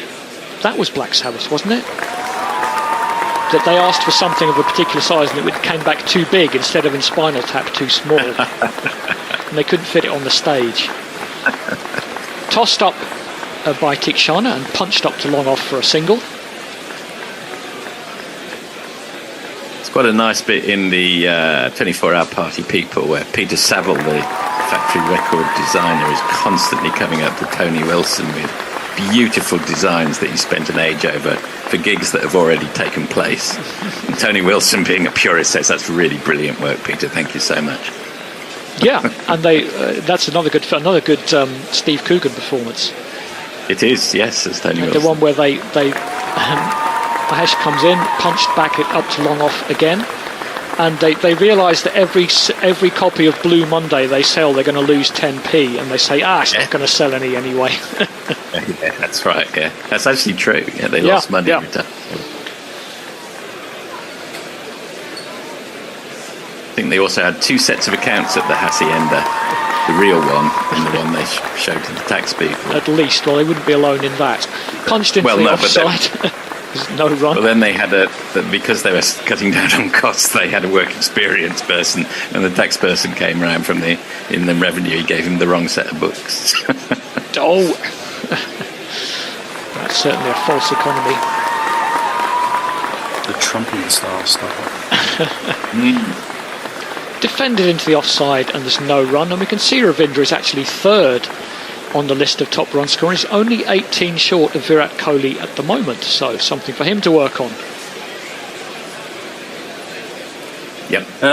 Jake Rover says Bruce Dickinson went and some of Def Leppard went to my old school. He's not proud. Helter Skelter, he's heard some say, quote unquote, bollocks. So I guess he doesn't agree with that.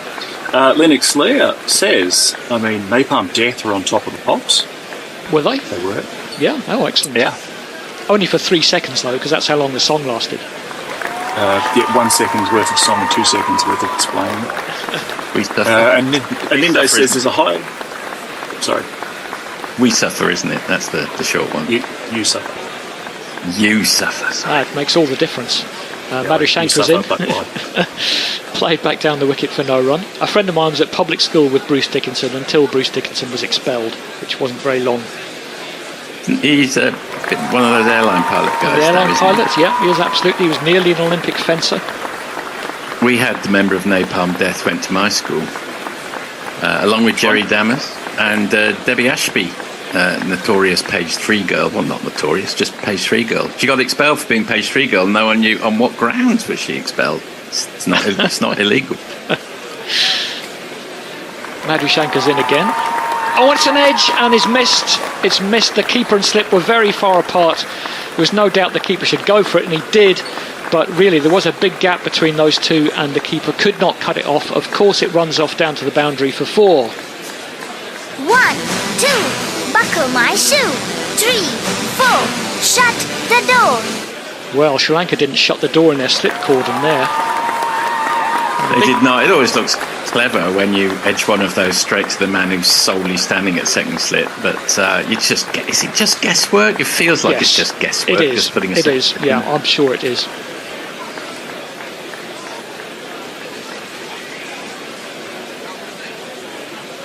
Madhu Shankar's in again, charged up by that one, but he's too far on leg stump, and that's clipped down to long leg, and the fielder takes his time getting round there. They should get back for 2. There's a kid at our school ended up in Cradle of Filth for a while, which is not the highest accolade. God, having to listen to Danny Filth all day drove you mad. As bad as listening to Matthew Hayden. I was saying the other day, Jeez. He must have been insufferable as a teammate. Oh, 100%. Yeah, well, that's quite a good topic. Who would be the most insufferable teammate? Probably Gaza, if you were a football. Oh, yeah. Well, I guess he won a lot of games for you. China's in again. It's on to middle and off, and it's punched. Oh, and there's another. floppy bit of fielding. He just dived over that one, and it's got to the boundary for 4 again through mid-on. 1, 2, 3, 4. Get on the dance floor. 1, 2, 3, 4. Just punched that up to mid-on, and I really felt the fielder should have cut it off. Barely pushed it. So. Superb piece of timing. And there doesn't seem to be anything wrong with the wicket or the outfield to indicate why Sri Lanka were 120 for 9 on it. Well, yes, just not a very good batting lineup. This looks like a perfectly good pitch. And their trump card Madhushanka, who they've predictably enough called in early, not doing it so far. That's too short, and it's pulled away down to backward square for 4 more. 4.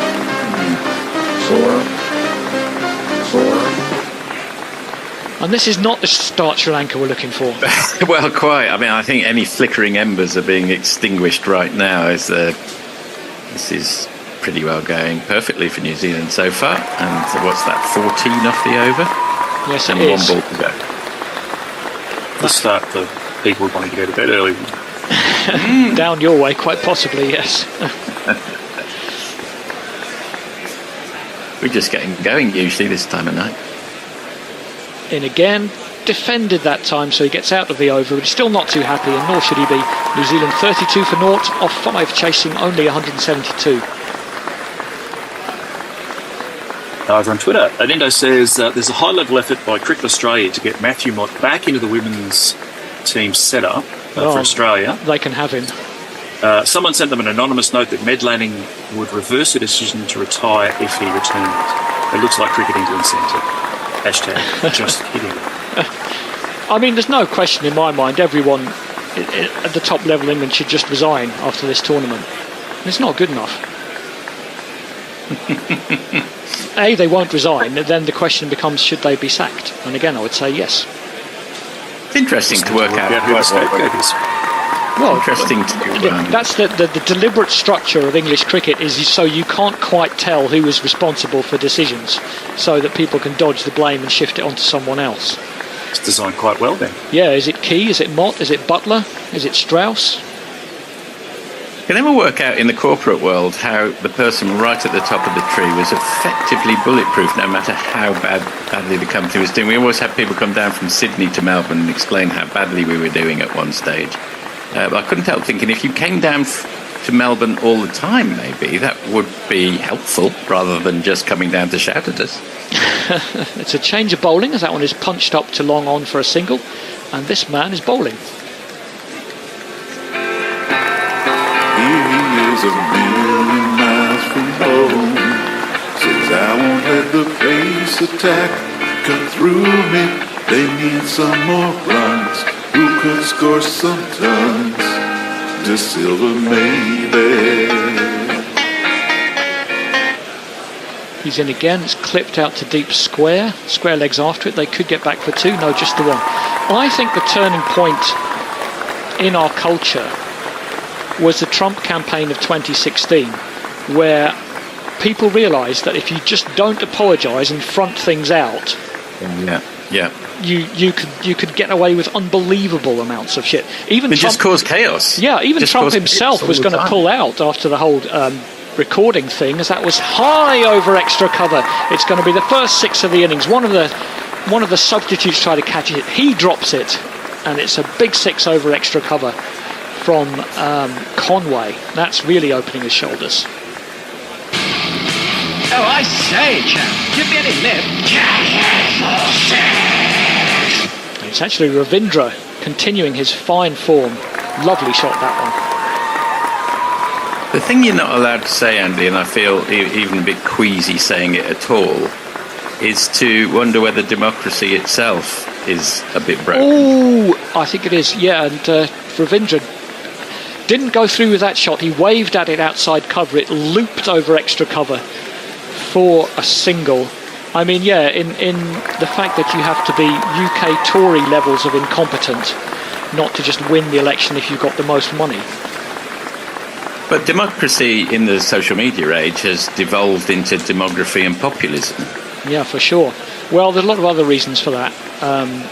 I would contend it's largely the money printing and inflation leads towards populism as well. Played out into the cover for no run. But just to finish the point I was saying before, as Dilshan comes in, down in gyre I should say, tipped into the leg side for no runs. After Trump was recorded saying the grab them things, he thought he should pull out, and it was Bannon who convinced him not to. Said no, just front it out. Yeah. Just front it out. In fact, might actually do you some good. Bit of locker room talk with those guys in the Midwest. Good to get you over the line. I'll tell you what, if it's Trump and Biden again, money's on Trump. I don't know about that. Well, we can get deep into this, and it's a little bit beyond our remit. Oh, nothing's beyond our remit. You just think he didn't win last time against Biden, and no, but people have. Well, what's changed is Biden's done fuck all to help anyone.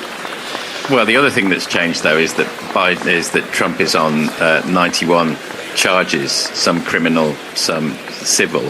And although there are people who are back him to the hilt, there are also, presumably, even in America, a middle ground of people who are not especially impressed by a presidential candidate who's continually appearing in court. Well, that one's punched up to mid-off for a single. I mean, there's no such thing as a middle ground anymore. That died last decade. Well, there isn't a middle ground in. Sorry, there isn't a middle ground in politics, but there is in a country. And you know, the political parties always make this mistake of saying, "Well, we didn't go far enough. We need to go further to the right or further to the left." And in fact, that is not the route back to being a successful party. Can't we just have a nice, benevolent bit of fascism? Just give up this. People are too stupid to eradicate. Punched through the offside by Conway. It's a lovely shot. Bounces past extra cover for another 4. Let's do this one.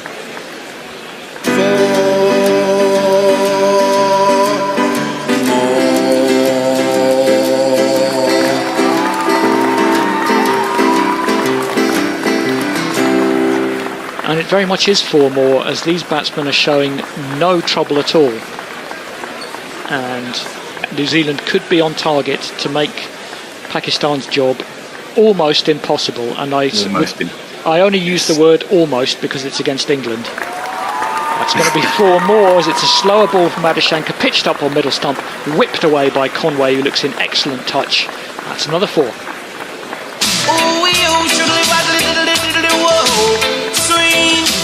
And that brings up the 50 for New Zealand, 50 for naught after 6.3 overs. Yeah, 33 off 25. I mean, for people who can take their time over this, they don't need to take their time because there's some pretty average bowling going on. It's a beautiful batting strip. What could possibly go wrong from here for New Zealand?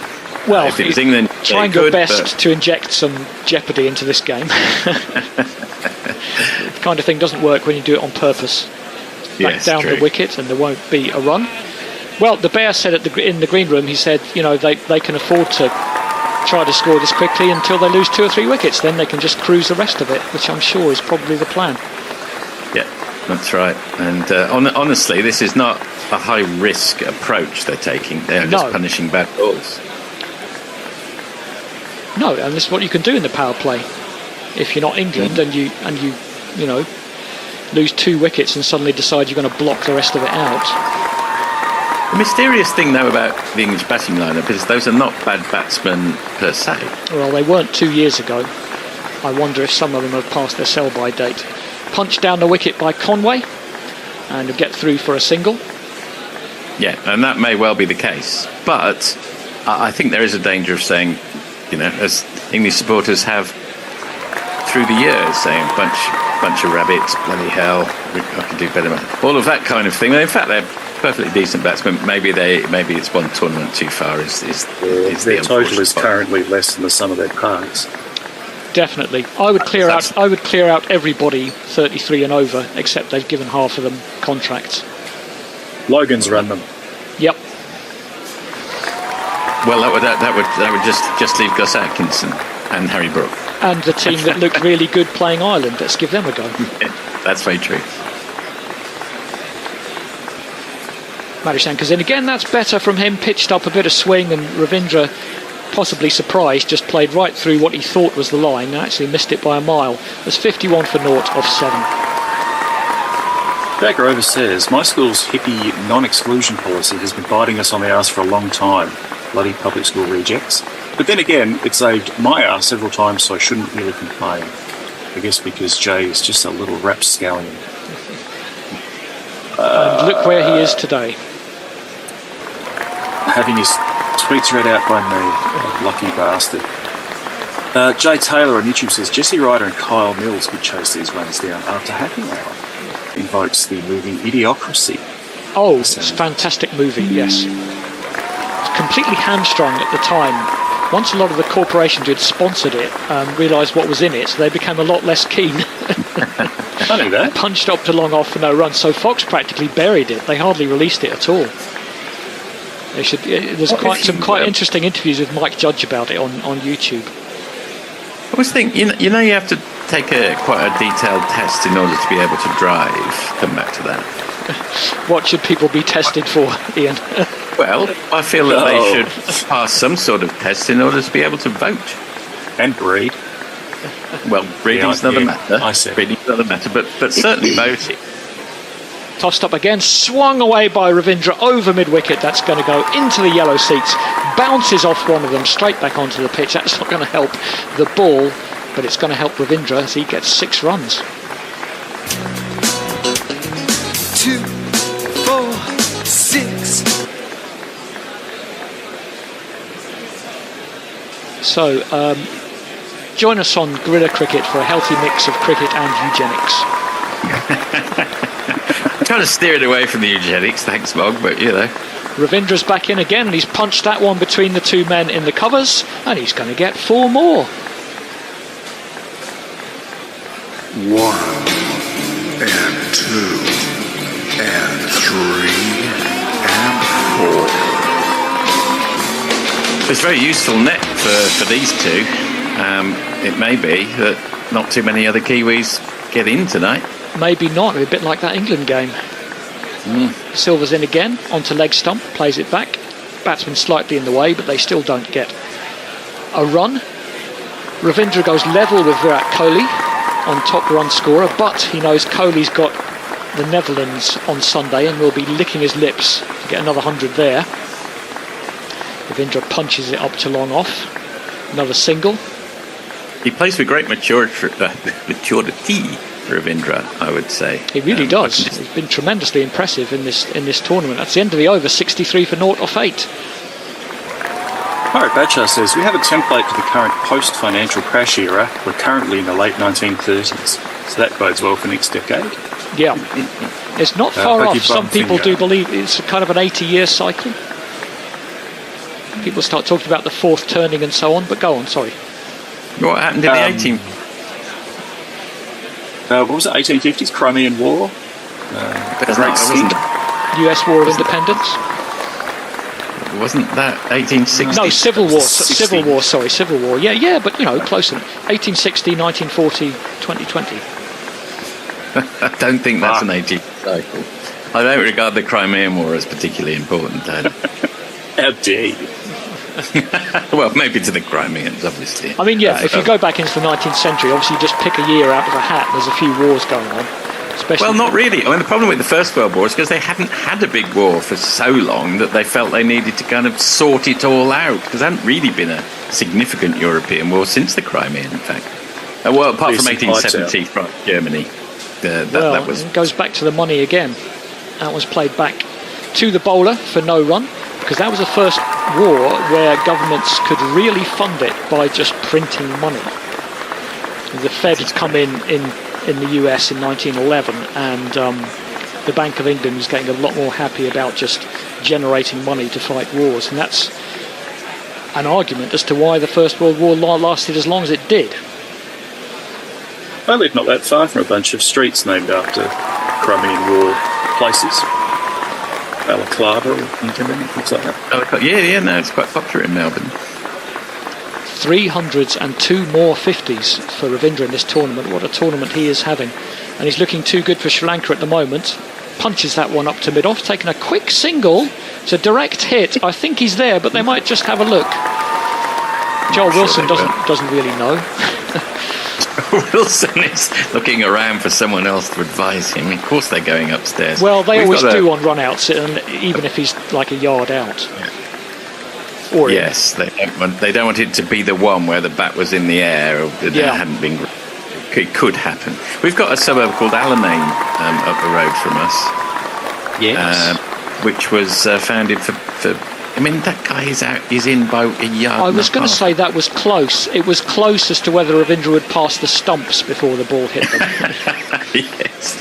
Right, he'd essentially continued running, gone up into the stands, had a seat in the stumps. Like it. Anyway, Alamein was set up as a suburb for returning veterans after the Second World War, and it's got some North African street names there. Oh, isn't it? Well, poor old guys. They've got enough PTSD as it is without naming streets after it to remind them. Played down in the offside for no run. Or something. Yeah. I guess we didn't know so much about PTSD back then. No. Shell shock's what they called it, yeah. And got one on the thumb there, a bit of shell shock for Devon Conway. He's wiggling his left hand around. It's about as much as they've troubled these two batsmen. They had one review, which was terrible, missed it by a mile. Shamir is in again. In fact, it's his first over. I should give him a jingle. Let's have a look. There he is. Oh, my old man Dushmantha, he wears a Sri Lankan cap. He bowls it nice and quick, though his radar can be crap.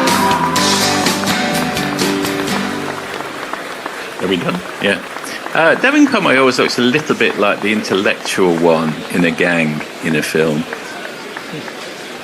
Like the accountant who's on the wrong side of the law. Saul Goodman. I was just going to say Saul Goodman, yes. Yeah. Oh, and then there's a bit of lift on that one as well, and he's hit Ravindra on the hand, I think, so it's at least doing something. Or is that Conway on the hand again? I think it probably is. Do you ever wonder, Mog, what would happen if a player heard his jingle and it had been one a bit like that, where you sort of had a bit of a pop at him? No, because I probably wouldn't be able to sleep at night, given the number of character assassinations I've done.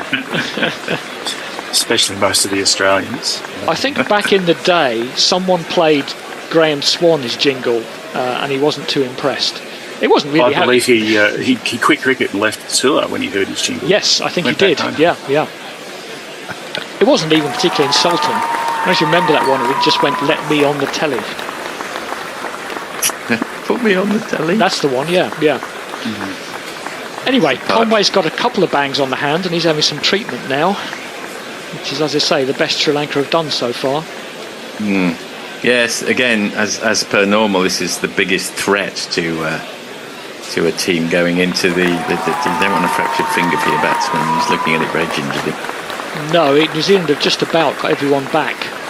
They got Southey back. Didn't they send someone else home? Did they? Matt Henry. Will Young? No, Matt Henry. Matt Henry, yes. Yeah. They got a replacement for him, I think. I think that was Ferguson. But at this point, New Zealand should be fairly comfortably eyeing up their semi-final against India in about 10 days' time, I think. Can't be. They're in Australia. What is it? Wednesday? No, it's Thursday today. And the semi-finals are next Tuesday and Wednesday. Yeah. 4 or 5 days. Strictly speaking, it's now Friday where I am. Right. Stupid times. Stupid international dateline. By several seconds. While they're doing that, I shall read some stuff. Go ahead. Pyro Badshah says, "Remember, kids, history repeats. First as tragedy, then as a farce." And he also says 1848 was fairly important. Brian in Brisbane says, "In southern Queensland, on the highlands around Stanthorpe, there are several towns named after French towns where the World War I soldiers served. A lot of settler soldiers were sent out. There's also a suburb in Brisbane somewhere that has a lot of Tolkien character names for their streets." Oh, okay. There's one in Barnet I drive round sometimes, do my deliveries, and it's all named after Greek gods and goddesses. It's like Hera Drive. My father used to live in a block of flats in Illingworth House, and there was Cowdrey House and Underwood House. Oh, wow, really? Yeah. Jay Grover says Ian Jim Crow fourth, and I was when I was talking about eugenics. So good. He also says, whoa, hang on. Don't look at me with a bloody Jim Crow thing. There's a man sitting deep in Ormond somewhere who's responsible for that. I wasn't talking about eugenics. I was talking about stirper culture. It's a completely different thing. It sounds completely different. Yeah. Tamira's into completely over. Ravindra pokes it into the offside. There's no run. It's 65 for naught off 9. Yes. And anything else? Anyone else having a pop at me when they should be having a pop at you? Not at you yet, but we'll hope springs a turn. We'll get there. Farong says, looking ahead, it appears it'll be a Team Tata and Black Caps. What kind of pitch are being prepared at the Wankaday? Pitch for Jadeja and company? With the possibility of 274 blades of grass on the pitch. They'll be at the final in Kolkata, and they have a green top. Doesn't really matter with India. They're almost India do have it covered. They don't. I mean, they have home advantage in this tournament, and that's fair enough. Someone has to. I get the feeling they'd be the best team and the favourites anywhere in the world. Perhaps not as compelling favourites, and they've still got to win 2 games, which is probably only 50-50 to get through both of them. They're due a loss. They are due a loss, and it wouldn't, it would be just cricket for them to win 9 out of 9 and then lose to someone who's won 5 out of 4. Way too short from Dikshana. Pretty horrible ball, and it's easily put away by Conway through point for 4.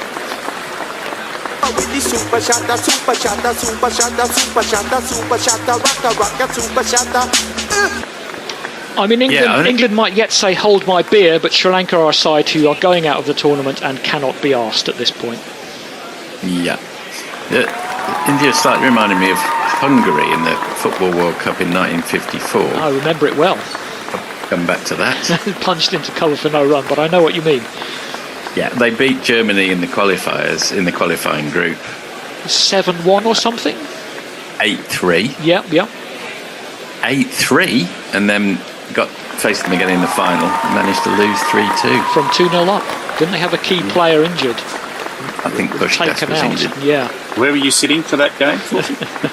Yeah, just 2 rows back. We'll have to ask Tony Bishop for his, TV memories of the game. Yeah, that's right. I think that was 50. I don't think there is 54. any TV. I think 58 is the first one. There's footage of the Brazil-Sweden final in 58. I think you can find footage all the way back from cine cameras, but probably not TV. Yeah. Driven through the offside again. Again, it's through the back gap. The fielder lopes after the ball because there's not really much point. It's another 4.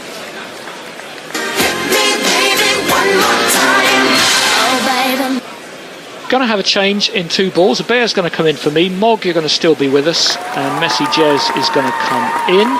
Fourthly, you get a early night for good behaviour. Nice. And I might be back at 21 overs, but might not, or at least not for very long.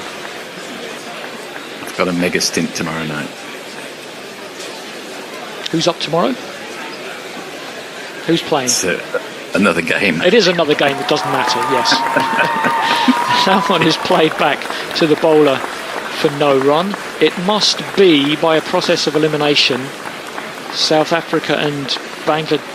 No, South Africa play Afghanistan whenever it is, and Australia play Bangladesh, so it's one of those, I think. No, it's okay. I'm ready for it. Punched back to cover, there's no run. That's going to be the end of the power play. A very convincing one for New Zealand. 73 for no wicket. They only need 99 more to finish this game off and virtually clinch their spot in the semi-finals. Thanks, Forthy. Oh dear. Yeah, well, at least New Zealand are doing the right thing and giving us a chance of an early finish at the moment. Put us all out of our agony. I don't know about you, Bear, but that was the most boring middle overs I've ever seen. Well, indeed. Well, that is the end of the power play. 7-3 for none after 10 overs. Conway is 44. Ravindra is 29. Target's only 172. Hopefully they can do it in 10 overs. That'll save Andy having to come back. But you never know. Who's going to bowl? Chimera is going to come into second. He only went for 2 in his first over. Can't have that. Come on. I need some big overs. That one is defended square on the offside and there's no run. I mean, let's face it, we are going to be finished by 2:30. I can't see this lasting more than an hour and a half, which is about 15 overs, 17 overs. It's incredible. You think you only probably get 15, 20 overs in an hour and a half, but that's probably right. And that probably will be the game done. So we will get an early day at least. What time will that be in Melbourne in an hour and a half time, Mob? In an hour and a half, it will be 1:30 a.m. in the morning. You got work tomorrow? Oh, look. No, I've actually got to take a cat to the vet fairly early tomorrow, but not too early. That's a fairly frequent occurrence for you. Well, at this point, Sri Lanka had scored one more run than New Zealand. Unfortunately, they'd lost 5 wickets at that point. As that was defended square on the offside, and there's no run. And I think 51 runs of those have been scored by one man. So yes, that's right. I think the reason Madashenka's not taking any more wickets is because Sapun was cheering him on to get ahead of Zampa. And Sapun has the kiss of death whenever it's something he wants. Is he coming back? No, I don't think he's on again because I let him off for good behaviour tonight. I figured he suffered enough the other night when they got absolutely slaughtered. Yeah, it's not much fun watching your own team get slaughtered. I mean, you can make fun out of it, but it's unpleasant to watch. Well, that's gone a long way, I believe. It's gone all the way into the stands. Only just, actually. Didn't hit it as well as I thought it did, but Ravindra has got another 6 runs as he launches that out to roughly cow corner. And it's 6 more to the score.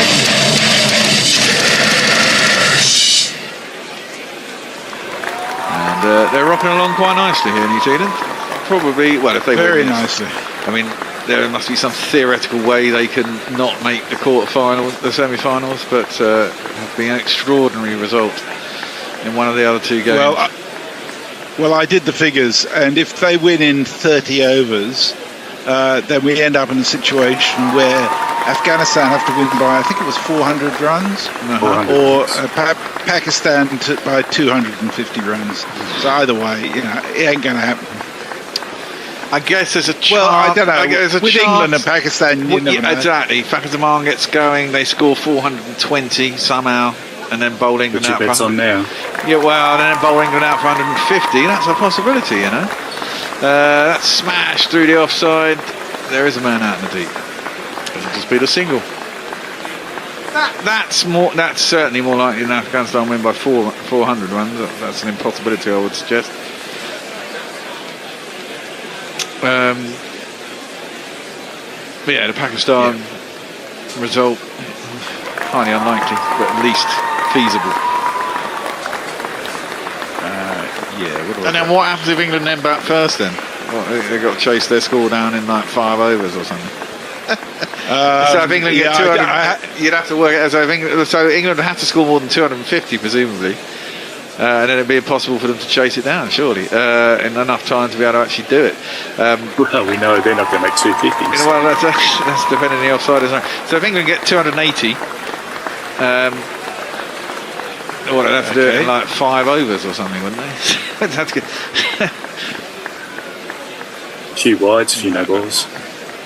It's an awful lot. Yeah, so Pakistan have got to bat first, then, haven't they, to stand a chance? Well, if England got 280 and Pakistan chased it down in 10 overs, they would have a decent enough run.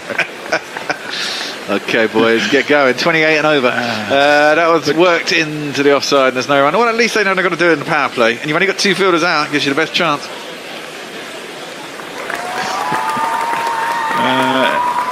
Let's see, 15 overs wouldn't be good enough. Where are we? 5. So, yeah, I think they could probably do it in 13 overs. Well, I think here, though, New Zealand get this done not in 30. I think they get this done in 25.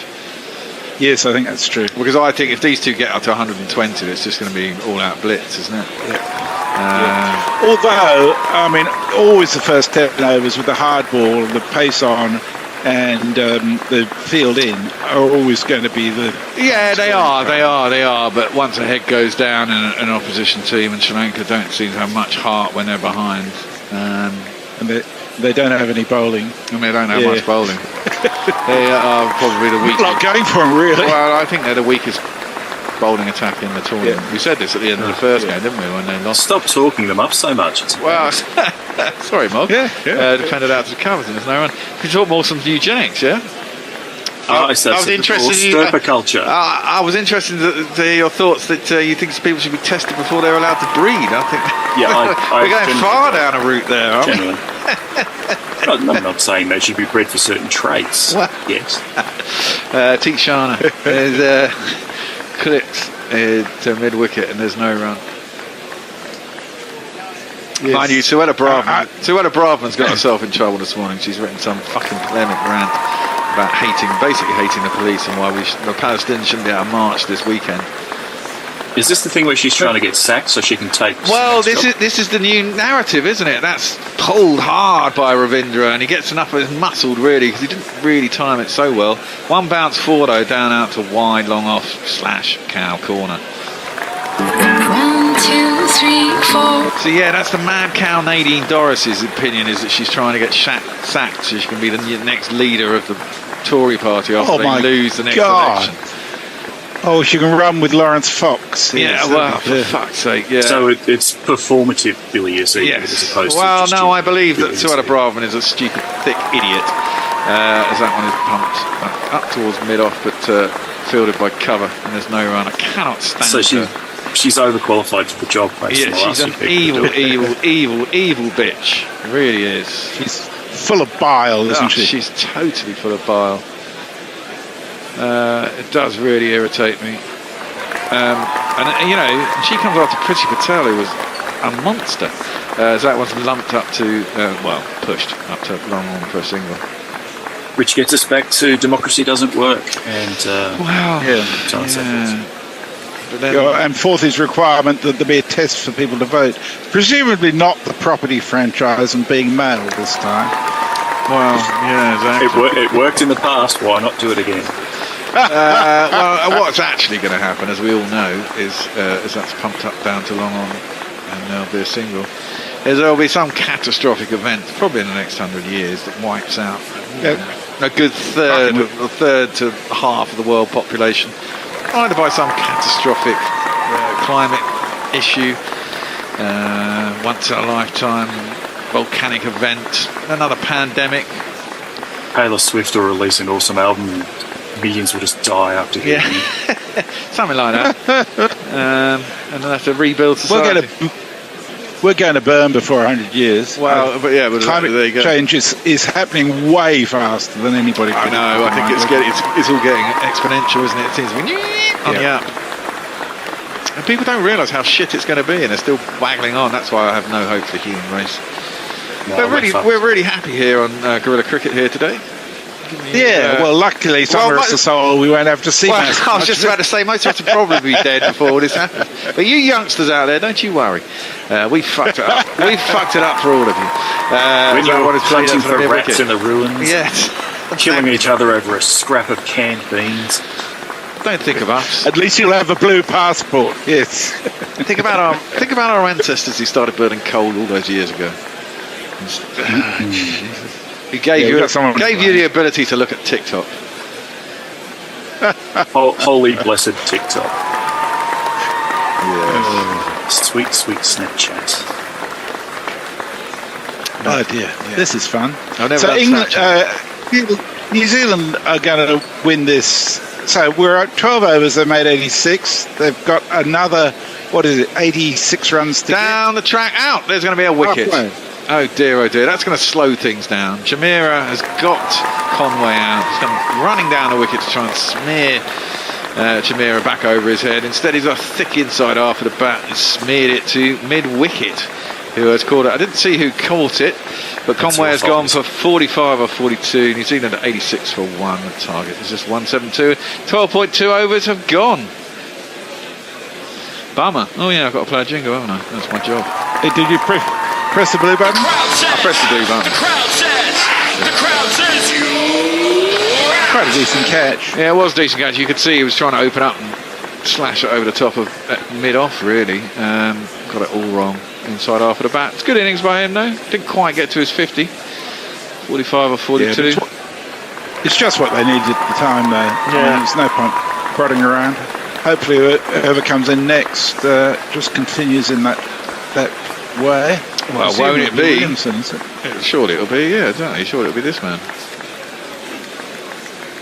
The Kiwi told me long ago, there's no one better than Marty Crow.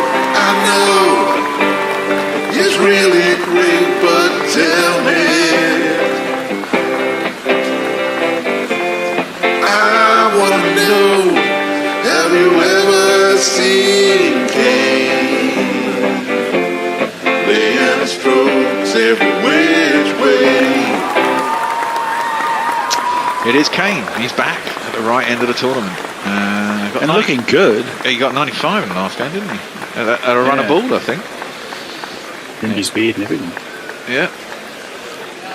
Well, he's a class bat. Could be also, Brian of Brisbane just wants to know how is the GPL looking today? Oh, no, that's. Oh. So what did? Let's have a look. 171. 220. So 171. 342. 343. I bet I haven't got it. No, you haven't. 343. No, the nearest to that is 354. No one's going to win it. Because unless New Zealand lose, which isn't going to happen. So no, but it could get really tight because you've got 243. No, that's only there. Only 100 off. Yeah, when they were, 50 for 7 or whatever it was, I put in some really low ones just before the deadline. And then they managed to squirm their way up to 173. Squirm is right. It was 172. I can never do. No, 173 to win. As fast as squirming. Yeah, well, Chimera is in. He's pumped. And Kane, don't slow things down, Kane. Smash it out of the ground straight from the off as he just defends that square on the offside. And there's no run. That's added another 4 or 5 overs to this game. Is my bet. Probably got to 30 now. Or close to. It's. I'm on with Andy. We're having a 2-header in here with Leah, who's going to join us for the next 10 overs.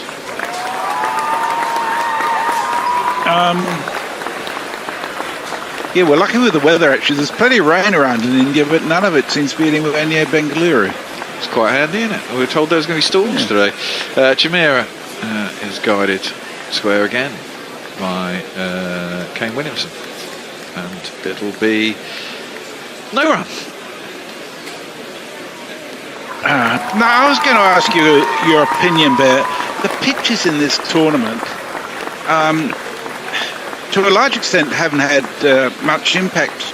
There's been very little in them. There's a few of them have turned a bit, but there's been swing in the air. But today's game was a great example of how dead a wicket can be, and allowing it in 9, 10, 11 to be able to just survive for 500 overs or whatever. Yeah, but I think, but I think it's how you want to play the game, isn't it? I think you want to defend. I think you could get really low scores and not lose many wickets, even, with really good bowlers. In that first 10 overs, you've got a chance when the ball swings and seams a little bit. Yeah, I think swing's certainly been important in those first 10 overs, hasn't it? It has, and India have managed to get it swing longer than most teams. Yeah. But I also think that the pace of bounce in pitches on the subcontinent make as much difference as anything else. There's no real bounce, and it doesn't really come onto the bat very nicely a lot of the time. Kane tries to drive that out through the offside, fails, makes it back to the bowler, and there's no run. And that's a Waden, a wicket Waden. How often do you get one of those in an ODI? Especially when you've only got a target of 172 to defend. 86 for 1 New Zealand after 13 overs. Well, yeah. And then Aninda says, if I was Team India and had a say, I would go for a turner. Indian pacers will do their job on inner surface. They will. They definitely will. Yeah, but the ICC get to choose the pitch, don't they? They get to prepare it, supposedly. Mind you, I suppose the ICC are in the back pocket of the BCCI. And therefore India will get what they require. I mean, it's going to take one hell of a job to beat India in this World Cup. Yeah, I mean, you can't be critical of any of the pitches that have been served up in this. I mean, I know I was saying a bit flat, but none of the pitches have been unfairly prepared for this. And you don't want that in an ODI. You want reasonably flat pitches. It's punched up to long off for a single by Ravindra. I was thinking though, while Sri Lanka were batting today, imagine if there was a test match on this pitch. You know, fucking 5-day ball draw easily. Well, yeah, but the pitch would break up, wouldn't it? You know, and that's, well, you'd hope it would. Possibly. But what, to me, you know, the problem with white ball cricket is the ball, essentially. I mean, it's dead after 10 overs. But when they had a white Dukes ball, it was unfair for the batsman. Apparently it zipped all over the place for 50 overs. So, you know, which, I don't know, maybe you should have a flip for the coin, should be the choose of the ball. That would be interesting. Well, didn't they used to change, rather than have a separate ball at each end, didn't they used to change it at 25 overs? So you got effectively. Well, originally they didn't they? And then everyone started complaining, and then, but then everyone thought that's smashed, that's going to be out. It is out. Ravindra falls, he doesn't get to 50 either. The two openers have given it away. He's tried to smash that over mid-on. He's up inside the circle. He's not got enough elevation on it. And we have to say goodbye to Ravindra. He's out for 42 or 34. And suddenly 2 wickets have gone. And New Zealand are 44 for 2. Bloody hell. I don't know if it's you or me doing the shuffle. Sorry, not 44 for 2. 88 for 2, not 44 for 2, obviously. That's going to slow things up. Well, here's the comeback from that one actually seemed to stick a little bit in the wicket, I reckon. He just didn't get. He didn't hit it right. Probably. You could see that he mistimed it. He wanted to get much more elevation on that, and slightly got it wrong. Yeah. Another good catch. But I mean, you see, that's a little unfair, isn't it? If you change the ball after 24 overs and get brand new ball, that's a bit weird. I prefer. Well, it's the same for both sides. It is the same for both sides. You change the nature of the game a fair bit. Yeah, you do. Yeah, exactly that. I think the 2 new balls from one from each end is a fair way of getting the same result, actually. I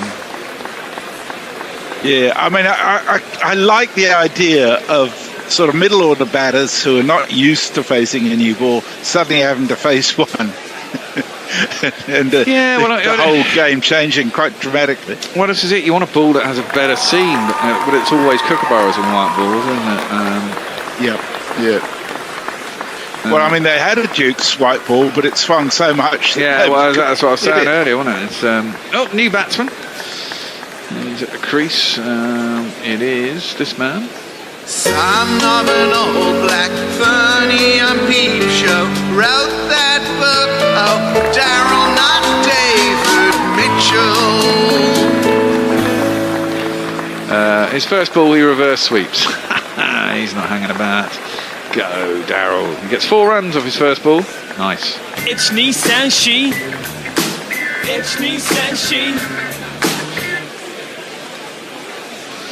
And the score into the 90s. Kane Williamson's average before this match in this tournament 174. Wow. We should do better. We should do better. He wasn't out in his first innings, wasn't he? And then he got injured, and then and he got 90. So he's had 3 innings, 2 not outs. Yeah. Quality. Oh dear, that's horrible. It should be a no ball. It's trying to reverse hoik that. Surely that's a no ball, isn't it? Above waist height. I know it's only a spinner. You shouldn't really have them. But I got once hit on a bloody thumb by a leg spinner who bowled a fucking full bung at me, and it bloody hurt. Right into the thumb. Breaking news: hard thing made of leather hurts. Yeah. Wow. In to the leg side by Darren Mitchell, and there is no run to end the over. 92 for 2 after 14. 2 new I should do some of these messages. Yes, you do that, Mark. Pokey Bumfinger says, I've enjoyed Australia this tourney. I want them to do well, which feels super weird for an Australian fan. He also says, let the homeless have tents. And Jay Taylor says, on Gallery Road in Dulwich. And Kieran Roseblade says, once you get batsmen 1 and 3 timed out, then 4, 5, 6, 7, 8, 9, 10, 11 haven't got the chance to get ready, and it turns into chaos. And it's not beyond Pakistan to try the dark arts of cricket. Well, there's a way forward for the Pakistanis. Well, I like the fact that Jay Taylor says Gallery Road in Dulwich. I know Gallery Road in Dulwich. You're a South Londoner then, are you, Jay Taylor? So do I. My sister used to live in College Road in Dulwich. She still had that house now. I used to walk up Kings Road there all the time. If you had still had a house in that place, you'd be worth millions now. The house sold for 10 million. Oh, well, there you go. She did get the millions. That is, how much did you buy it for? 5p? That was edged past the slip, but it doesn't go down to the boundary. It'll only be, did it go for 2? It's only a single. Not a lot, but it was a sort of ruin. It's a big grade 2 listed building. That's spent a fortune on it. But unfortunately, she died by the time they sold. No, that's also a bummer. What an uplifting into that tale. Thought you'd enjoy it. But lots of room for tents. Well, yeah, there's lots of room for tents in Dulwich. Yeah. In fact, you could put them on a field in the school. That would be quite entertaining. Watch all the rich toss have a fit as their school grounds are overtaken by homeless people in tents. Yes, indeed. Well, that's where Norcross went, wasn't it? Yeah, it is where Norcross went. Oh dear, beaten on the outside edge, and then attempt to throw down the stumps. And Chimera, thinking there was a little bit of an edge there. It's Joel Wilson who's umpiring, you never know. They're talking about DRS. Did he get an edge on it? He's kind of walked at it, did Darryl Mitchell. No, somebody said earlier, if Joel Wilson says no, it's probably out. Yeah, well, also, it almost looked like Fusil Mendes was about to give in to his bowler there. He did a very Darryl Mitchell thing, kind of walked at the ball. He missed it by a mile, it hit his back pad. Through to the way keeper. Outside off stump, yeah. The bowler wasn't sure. LBW. Nah, it's a bit him outside the line, or never going to be out LBW. Chimera is in, and Darryl Mitchell always looks busy at the crease. Plays it up to mid on, and there is no run. Preferred it when the opening two were in. There's still time for people to do a super chat and send in a picture of their pet to replace that gorgeous Great Dane that we've got. Exactly. Preferably, now I will offer advice, pictures in landscape please, not portrait. Otherwise they get blown up so much. We could have a full handsome picture of this dog, but to fill the screen, it's just a head. Yeah. A very nice I find head that it is. problem when I'm doing backgrounds. Well, Darryl Mitchell's gone a long way up and a long way back. That is 6 runs to Darryl Mitchell, who's not going to die trying and wanting here, is he? There we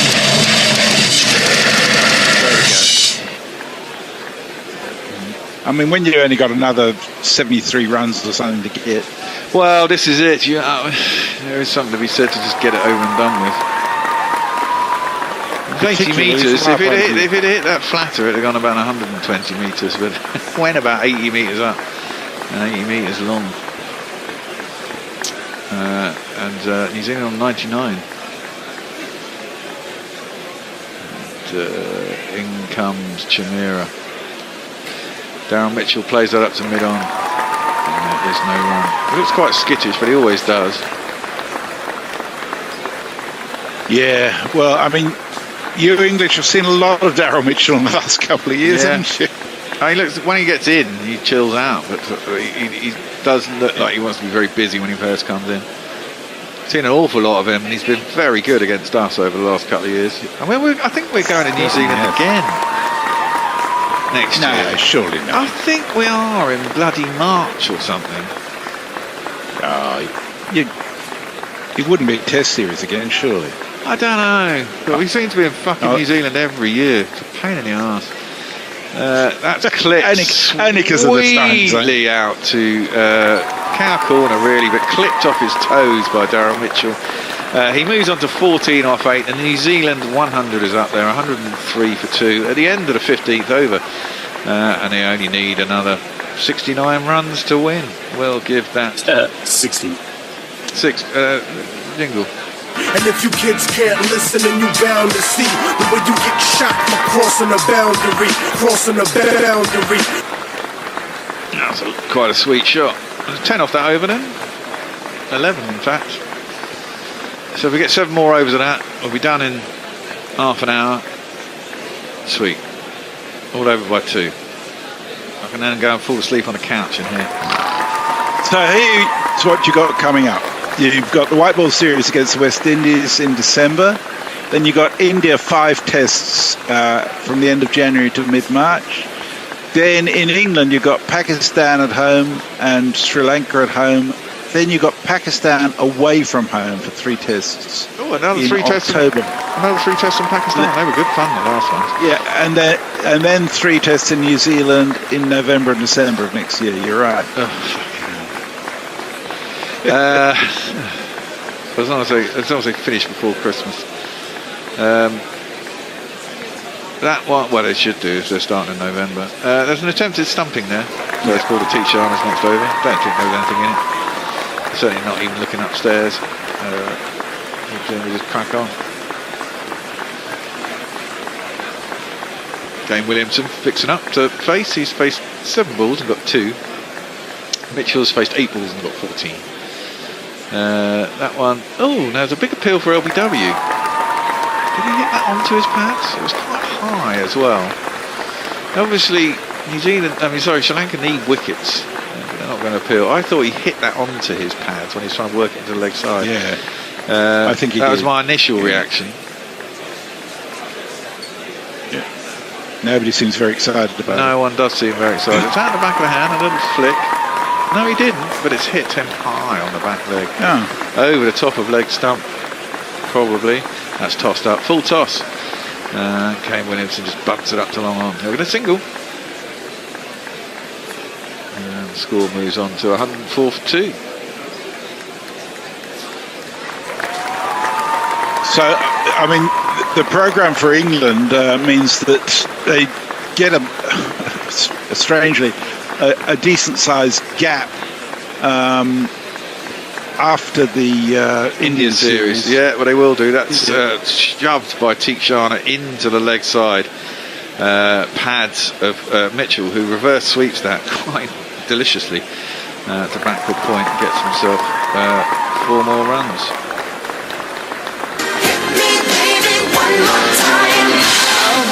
He was quick onto that. I think Teekshana saw him shaping up for that shot and tried to outmaneuver him by shoving it fast into his pads, but Daryl Mitchell was more than up to it. And this one, ooh, that one went on with the arm, didn't turn into him, and beat the outside edge, and again Kusal Mendes takes the stumps, but his back foot hasn't moved, and it's missed the edge, and there's no run and no stumping. Almost bowls it like a basically trundler. Turns his arm over, almost like he's bowling sort of medium pace. Yeah. Last ball to Teekshana's 6th over. He's got 1 for 35 so far, and that's played up towards mid-on, fielded by the bowler. End of the 16th over. 108 for 2. Moggy. Oh, Harris says, okay, I finally found you guys when Messi asks for a super chat. I didn't realise that YouTube was back up. It's not cricket, it's about dogs at the moment. It's AD Bryan says, are readables, if still made, viewed with even more suspicion than Dukes? I've never heard of a readable. No, readables were used for a time, weren't they, when they tried to supersede them from the Duke ball. They used them for a couple of years in the late 80s or early 90s, possibly in Test cricket. And they use the S&G in India, don't they? Yeah, S&G in India, and presumably maybe the subcontinent. I don't know. Presumably they all use a sort of similar ball in a similar area. I don't know on that, to be fair. But definitely it's S&G in India, which has a more prominent seam again than I mean, basically the Kookaburra is a shit ball that you use down under. Should we be offended by that? No, don't be offended, Mark. Should we stand up for the native product? No, I wouldn't. It's shit. The seam is not very prominent, and it doesn't swing or do much after about 10 overs. It lasts better than the Dukes on Australian pitches, is the only thing. Well, surely they can use the same material then and make a slightly more prominent seam somehow. No, I don't. And so it does a little bit more. I don't understand these weird sciences, dark arts, ball making. I assume there's half a dozen of very wizened old men who make all of those balls in a forbidden workshop somewhere. It's passed down from a master to apprentice over the decades. I mean, I think test match balls here are handmade or something, which that is quite old-fashioned. And I'm sure you could get a machine to make a Dukes with the same seam and the same makeup, But you'd think so. But I mean, then they have these weird batches, like 1 year to the next. It's a totally different result of them because they've got. I quite like that. Although last year, was it last year's batch? It was the year before the Ashes. No, the year 2022's batch was shite. They kept them changed every 10 overs. Which is appalling. Now I should clarify. I said that England had a nice gap after the India series before the T20 World Cup. Well, they got some T20s against Pakistan at home before the T20 World Cup. But of course that gap is all IPL time. Yeah, it's IPL. 2 months of IPL. Joy. I don't think we'll be doing much of that, to be fair.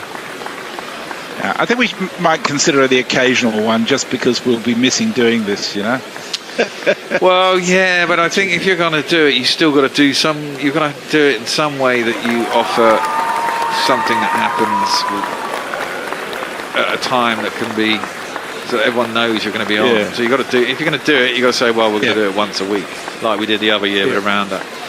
Problem is, those Wednesday ones were good. Yeah. The problem is getting enough people. I really don't give a fuck about the IPL. I don't watch it. I don't watch it. If I wasn't doing it here, I certainly don't hunt it out to watch it. I've got better things to do with my time. And therefore, you need people like the Jacks of this world or whatever to do their thing. Do it. I've been watching IPL game for 2 years yet. I've done 700 fucking jingles for the damn thing. Yeah. There you go. We have a change in bowling. His first ball is cut square out to the man in the deep by Kane Williamson. He'll get a single. Here's the wondrous man who was timed out the other day. It's Angelo. Run into bowl or he comes into bat. Angelo Matthews. Angelo Matthews. Yep. When they're a player who's been around for a while, when they're still Sherwood jingles. I know. Angelo Matthews playing for years. That's pulled high. Has he got enough on that? I'm not sure he has. Oh dear, but the fielder didn't get around. Then dances around the ball a little bit, and they end up getting back for three. A three into the deep. Ooh. But it says 2 there. Oh, they got a single off the first ball. It was Darryl Mitchell who played that. I thought it was a bit uncharacteristic for Kane Williamson. Yeah, Williamson's really 4 off 10. He's very, very cautious, isn't he? Well, that's how he plays. He can speed up. He can do what he likes. He's Kane, isn't he?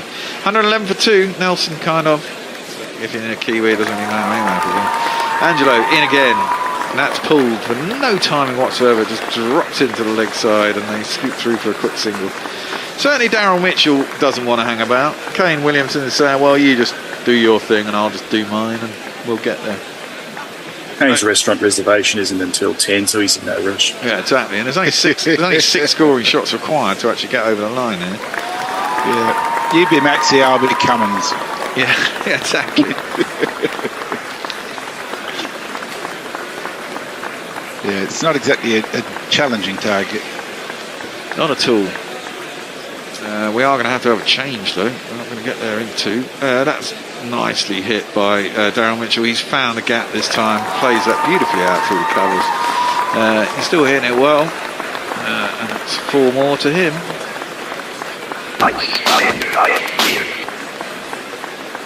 It's a good shot. Slower ball. Trying everything he can is Angelo Matthews, but nope. I'll tell you what, Bear, seeing as Andy's in the studio, when I first did the radar, I didn't realise he was going to be in. If you want to go off and do the highlights, I'll stay on. No, that's all right. I've done most of them already. That's the beauty of doing it the way I do. That's guided down at third man. There's no run. I've literally got to add on his last 10 overs, which there isn't really a lot. There's been a couple of wickets and a couple of boundaries. Yeah. I've been filling in the spreadsheet out all this time. Because you do it a different way. Because I've got... because you're using... He's just practicing. Because you're using Russell's PC thing. He's only got 1 recording block. So that one is played off, forced off the back foot by Mitchell out to the deep, and he'll get himself a single. And retain the strike. Yeah, so over here I use audio hijack, and you can have as many recording blocks as you like. So I've got one just recording the entirety of the game to put in the archive, and then I've got one which I can just clip every time something happens. So I just create loads of files, and I know it's the last bit on the file. Because to be fair, Mog, if you're the one who's doing all these timings, sometimes you obviously clearly forget when it happens. All of my times are spot on. Maybe perhaps others are estimating. Sometimes there's a random time. There was one the other day where someone got 100. I think it was Maxwell's 100 at 1 hour and 31 or 1:31, and it literally happened about 40 minutes later. I was like, that definitely wasn't me. And then the problem is you spend hours looking for this thing that's not there, and it becomes quite frustrating. Defended back up the track as Teek Shana comes on, and there is no run. I mean, there's no better way for them to do it there. I like to put in things like Nabi has shiny hair, Forsey got the jingle wrong. Those are normally the ones. Yes, and I usually leave them out, to be fair. Down the track comes Mitchell, goes over the top of mid-off, over the top of the fence, and into the stands, and it's a 6. Good shot by Mitchell. He's off on to 28 of 16, 124 for 2. He doesn't want to hang around here. If you can do a bit more of that, Darryl, I'll be very happy. That was nearly a smack swing, I should have played the smack swing jingle, possibly. Teek Shana has worked into the leg side, and there is a single and mid-wicket. No run.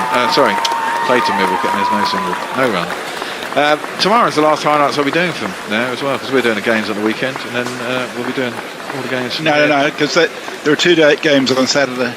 Yeah, but I don't do the highlights for the game that we're not doing. Right. Because I'd have to do 2 sets of highlights in a day, and that's really hard when I'm here as well. That's worked at the mid-wicket, and there is no run. So tomorrow will be the last one I do of that, and then we'll be done. The World Cup will be done in a week's time. When you've got 5, 6 more sets of highlights to do. It'd be quite a novel thing not to have to do them at the end of a day. You'll miss it. As that is pumped by Mitchell up to long on, and he'll get a single.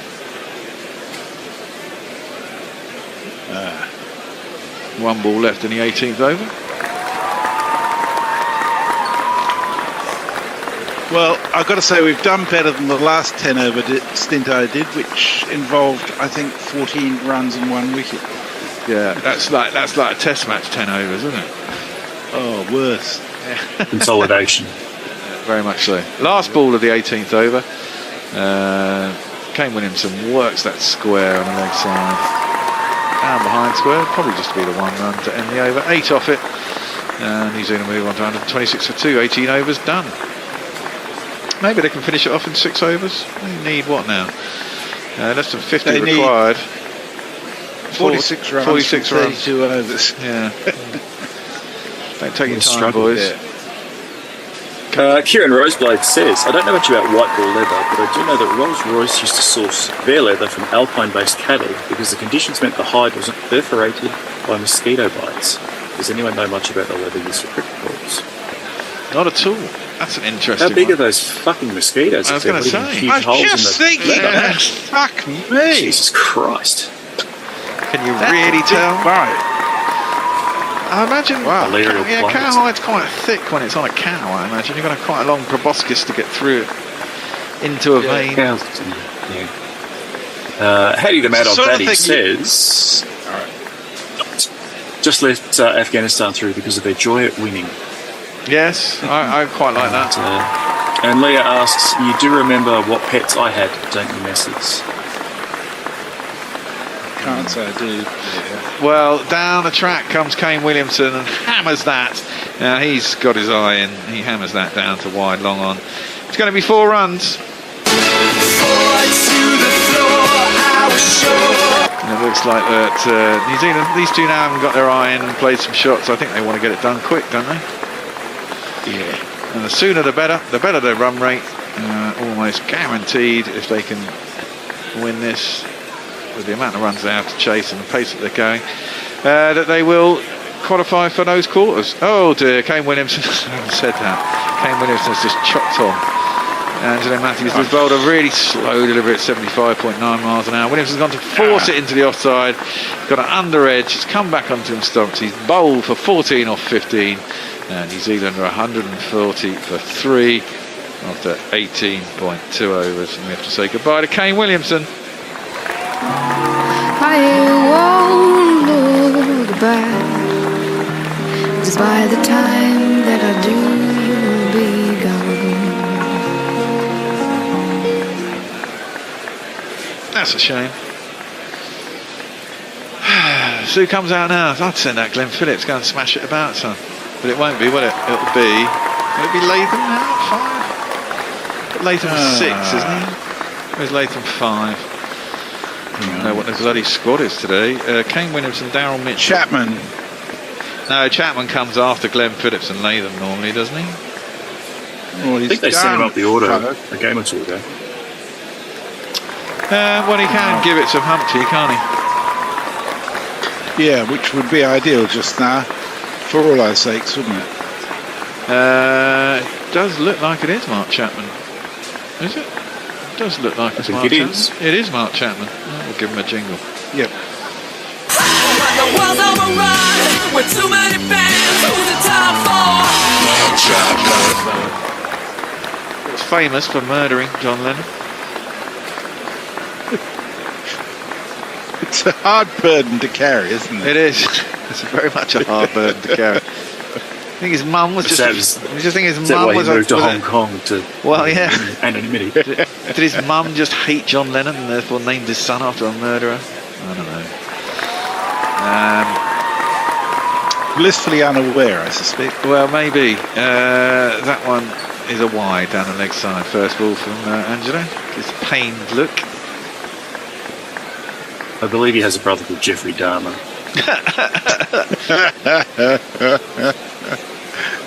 Kane can't believe that. Well, the process of selecting children's names is incredibly difficult because there's always something to say no to someone. So same with cats. Obviously, very difficult. Yeah, I'm sure. Pushed by Chapman up towards mid-off. They don't get a run. Yeah, I kind of let my wife choose. So we kind of had a deal. She just kind of chose names. I kind of liked one. And she did come up with some names that I absolutely said, absolutely no fucking way are we naming our children that. Yeah. What were they? I can't remember what they were, but they were really old English names that were just like, fuck off. What, like Egfrid? Like Winifred, which is actually my grandma's name, but it's like, no.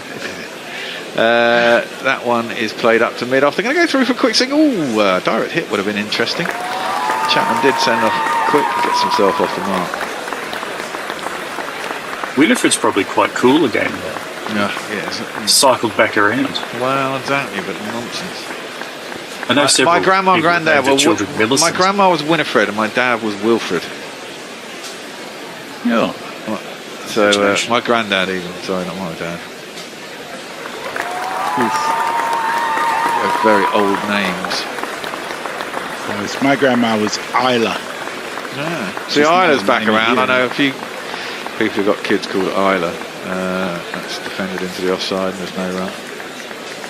Named after noted Australian actress Isla Fisher, I assume. wasn't she in Neighbours or was it Home and Away? It was one or the other. I think my grandmother might have been a little bit before. I think she was born in about 1898. So, remember how fucking old I am. God, she was born in the 1800s. That's quite mad, isn't it? My grandma was born in 1910. Matthews in and defended into cover. No run, and that ends 19 overs, 132 for 3. I think my grandfather was born in 1919. Your what?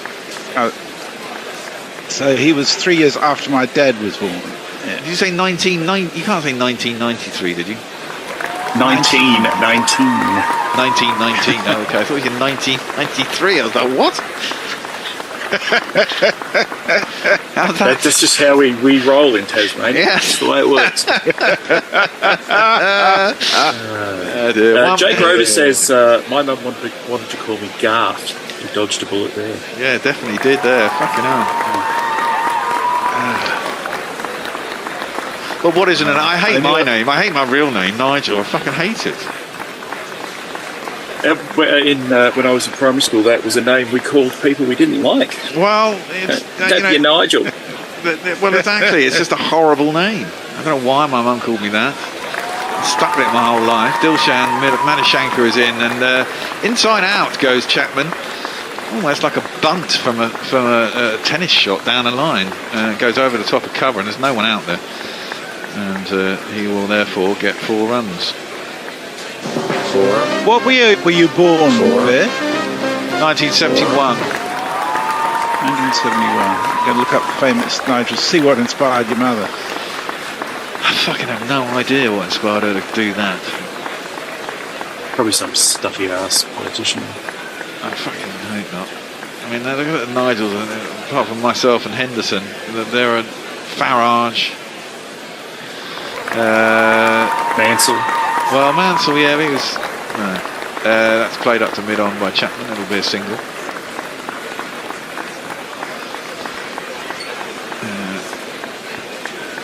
37 for 3. We're in 20th over. So we'll have a change at the end of this over.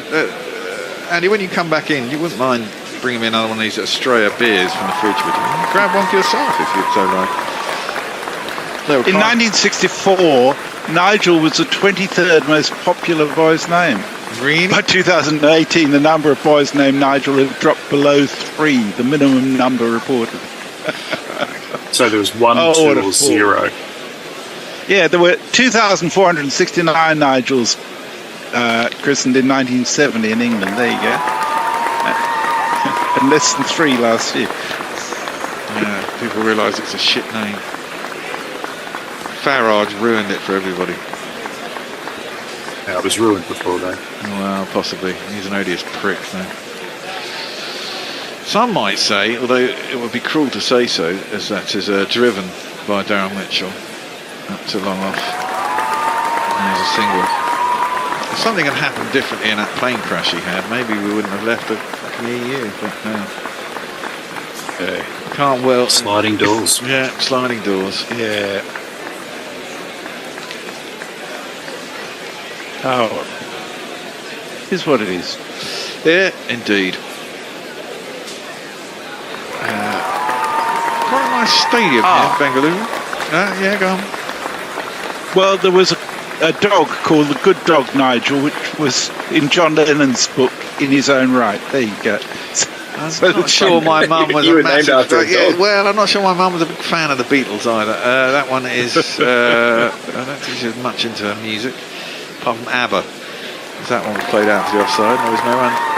Was that for you or was that for me? Did you not have one yourself? No? What else is there to do, Andy? This game is going to drive you to drink. There's some vodka in the cupboard if you'd run something stronger. There's some heroin down the train station.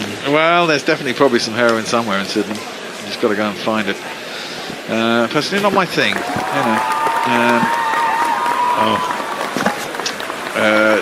Chapman is not facing. Mitchell is facing. Oh, and he just tweaks that over long wide, down to wide long on. Just bounces inside the fence. Might be a 6, but it'll be a 4. 4. F-O-R.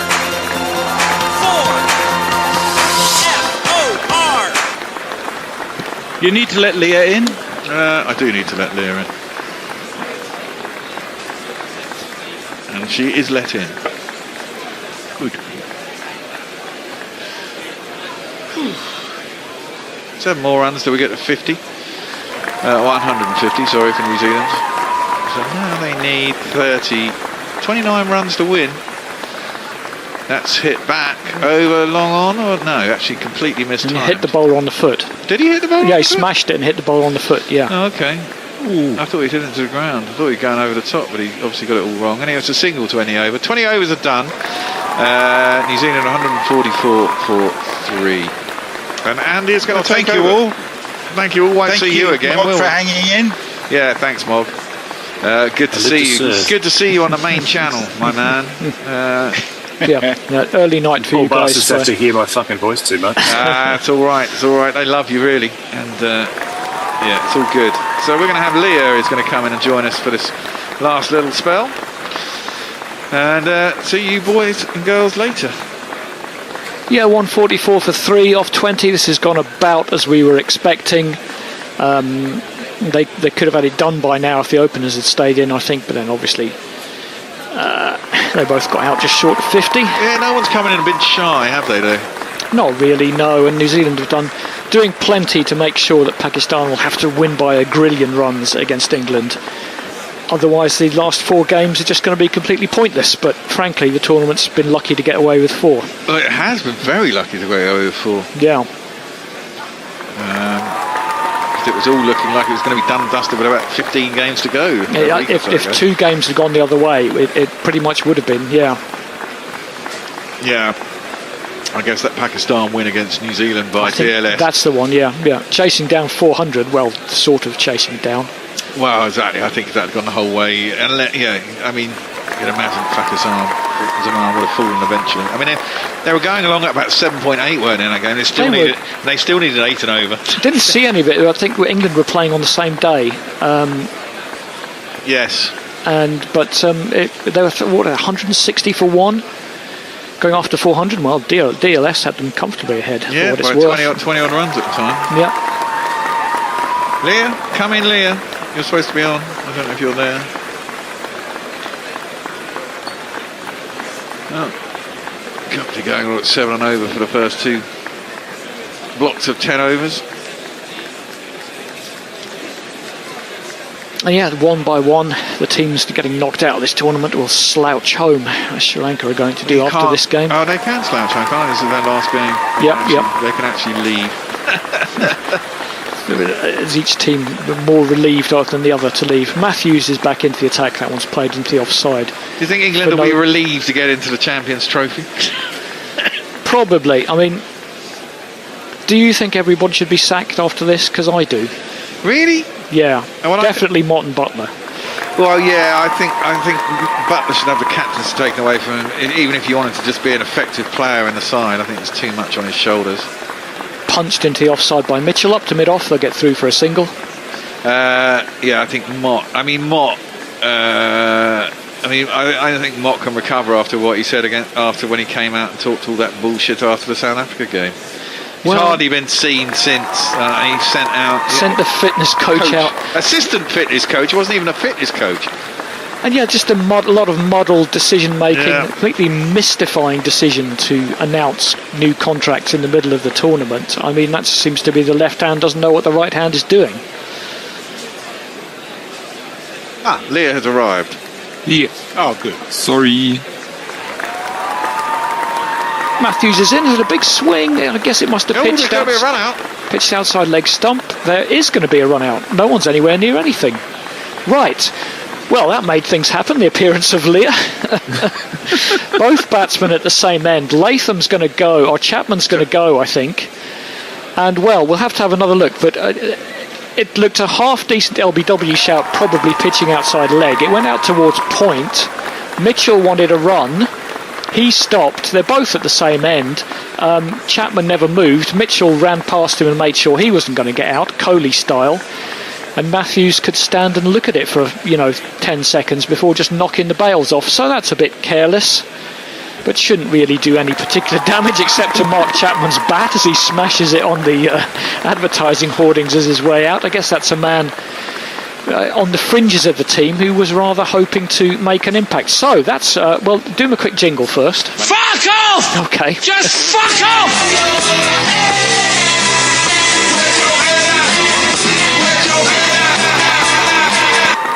And Leah, straight in the deep end. Did you see what happened there? Yeah, that was the definition of a comedy run out, I think. This is worthy of a Pakistani lineup of the mid-90s, perhaps? It's an Inzamam batting with Inzamam run out. Yes, something like that. So that brings a new batsman to the crease. Will be this man, won't it? Feared by the bad, loved by the good. Glenn Phillips, Glenn Phillips, Glenn Phillips. Only get 3 comedy wickets here with 20 runs required. I think it's even enough to cause any pressure. Well, it'd be good comedy anyway. Phillips is at the non-striker's end after that run out as Mitchell taps into the leg side. And that's a more comfortable single, and we'll see if Phillips is going to bat on his knees or on all fours or doing a handstand or something like he was doing in the field. To be fair, I think it's Darryl Mitchell's call there. It's gone behind square to a fielder. He can see exactly where it's going. He had the legitimate right to say, I can get through for that. Yeah. And Chapman should have just gone. Doesn't look happy though. Not particularly. All been there.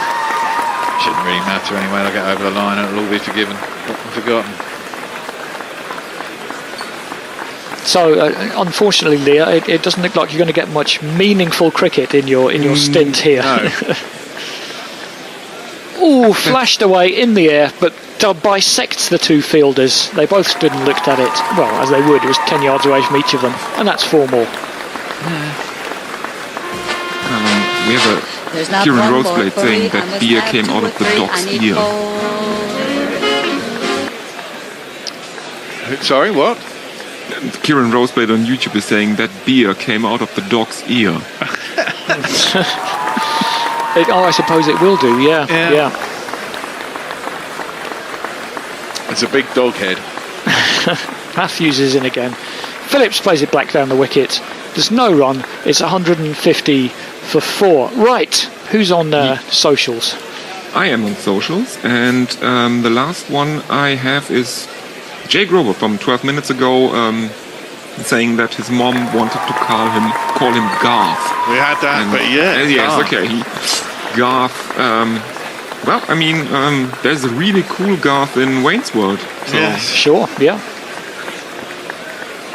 There's Garth Brooks. Oh, if you're thinking about... Well, I don't think he's cool, no. If you think about Nigels who ruined it for everyone, no one liked Nigel Mansell very much. No. Yeah, Nigel Mansell was a bit of a twat. But he did at least win a world championship and do something useful. Isn't his nephew on YouTube doing some racing content there? No idea. It's entirely possible. Yeah. Everybody who's a son of Nepo babies are all doing something somewhere. Well, they usually get on TV, never mind YouTube. Yeah, exactly. Wankers. Right, here comes Madhushankar.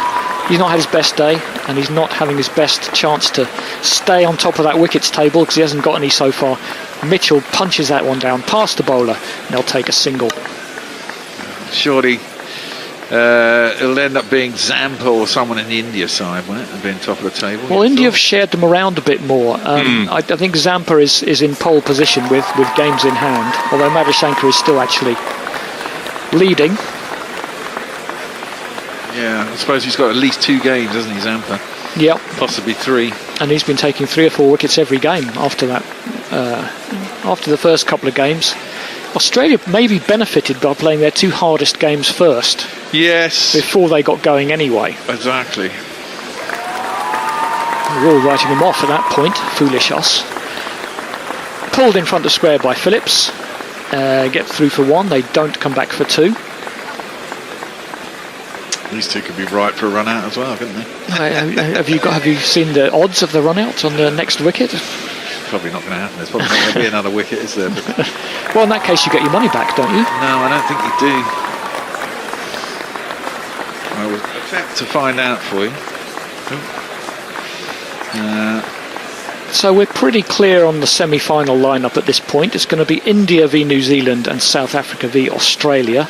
Madhushankar's in again. I mean, barring some literal miracle, punched up to long on for a single. How do you think those are going to go, Leah? Well, I'm really hoping that India can break their curse against New Zealand in the semi-finals and not do a 2019 again. And I also have to say that Mohammad Shami is in 4th place with 16 wickets, and he's only played 4 matches. That's right. He took a couple of games to get him into the team, but he's set there now. Hardik is out. It's a short ball from Madhushankar. It's too short, too high, or too leg-siding. Well, too high because it's been called wide from square leg.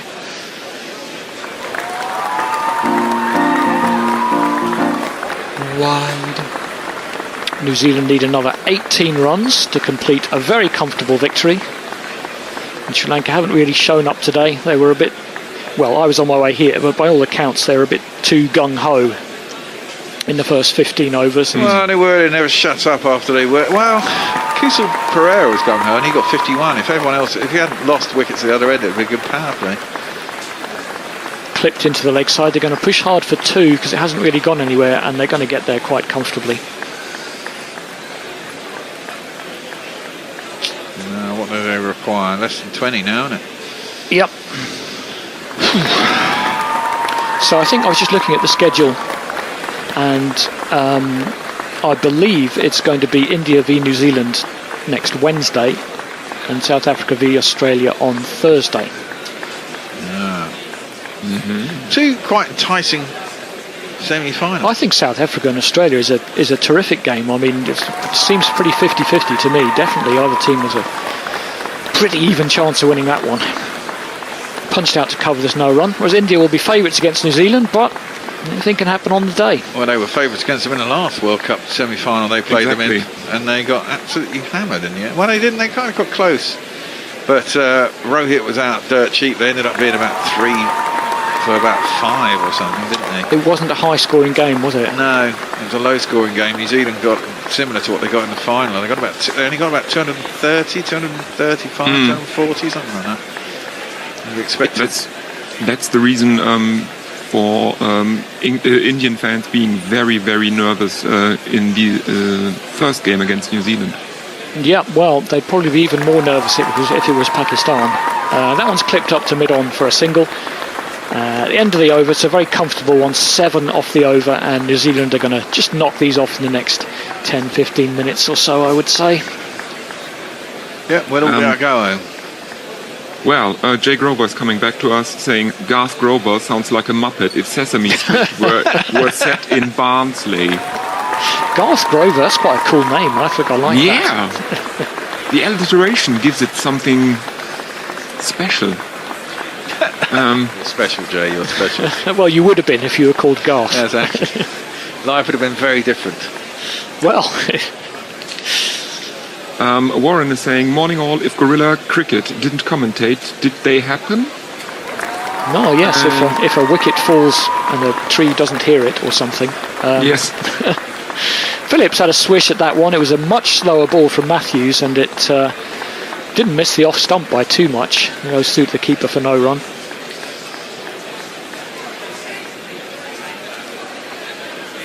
They won those 2 games in the middle and thought they might be able to turn it around. One of them against us, of course. I think even at that point, well, they'd have had to win all their games, and they had that colossal beating off India. I mean, that was just, well... Yeah. Bowled out for 50 by India for the second time in a few months. Yeah, pretty much. Punched out to deep point, there'll be another single. these games at the back end, teams that are out of it have really basically, as soon as the first 2 wickets have gone, they tended to crumble, haven't they? Like, oh, fuck this one. Well, there's been a lot of collapses all the way through the tournament. Yeah, always fun to see. Doesn't make for a great game. No, but yeah, it's a tournament that certainly has had plenty of those. I think it's been disappointing so far. It's had its moments, obviously Maxwell the other day. Yeah. And a bit short of real classic games. And that could have been a wide if he'd let it go, but he decided he'd help himself to 4 instead. Just a poor ball down the leg side, and Mitchell helps it past fine leg for 4.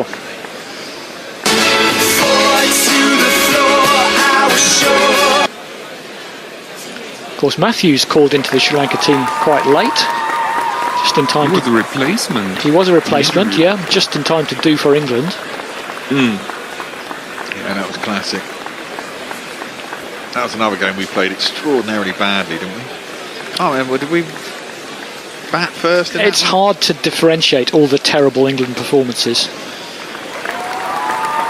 Skewed up in the air by Mitchell, he could be in trouble. The fielder runs in, so good catch. Well done, Charith. Good catch, diving forward from deep point, full length, caught it about a foot off the ground, no doubt, and that's another batsman out in the 40s. Mitchell goes for 43, it's 162 for 5. And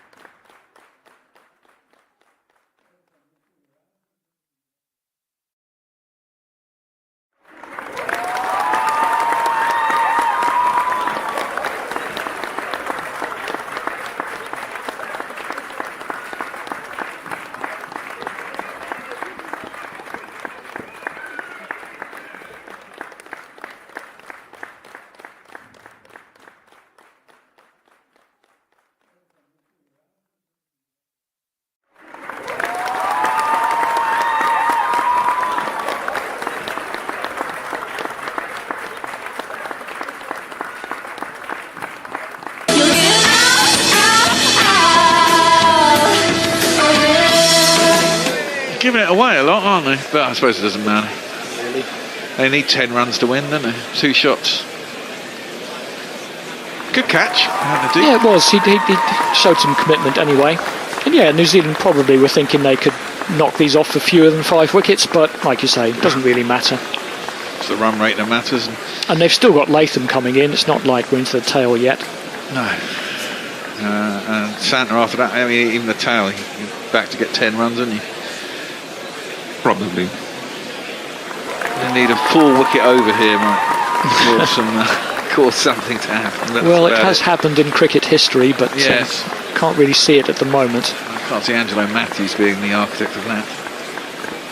So Sri Lanka will limp out of the tournament. I don't think they had very high expectations. They came through the qualifying, but I'm sure they were looking to win more than 2 games. Yeah, and having had such a strong performance in the Asia Cup as well. Up until the final. And then losing Hasaranga late. Yeah, their bowling attack was decimated before the tournament, really. Yeah. We'll have a jingle for the last batsman, hopefully, of the day. It'll be this guy. He opens up a thing, or sometimes he's wicked. He doesn't bowl great, but I still don't wanna face him. Tom Latham.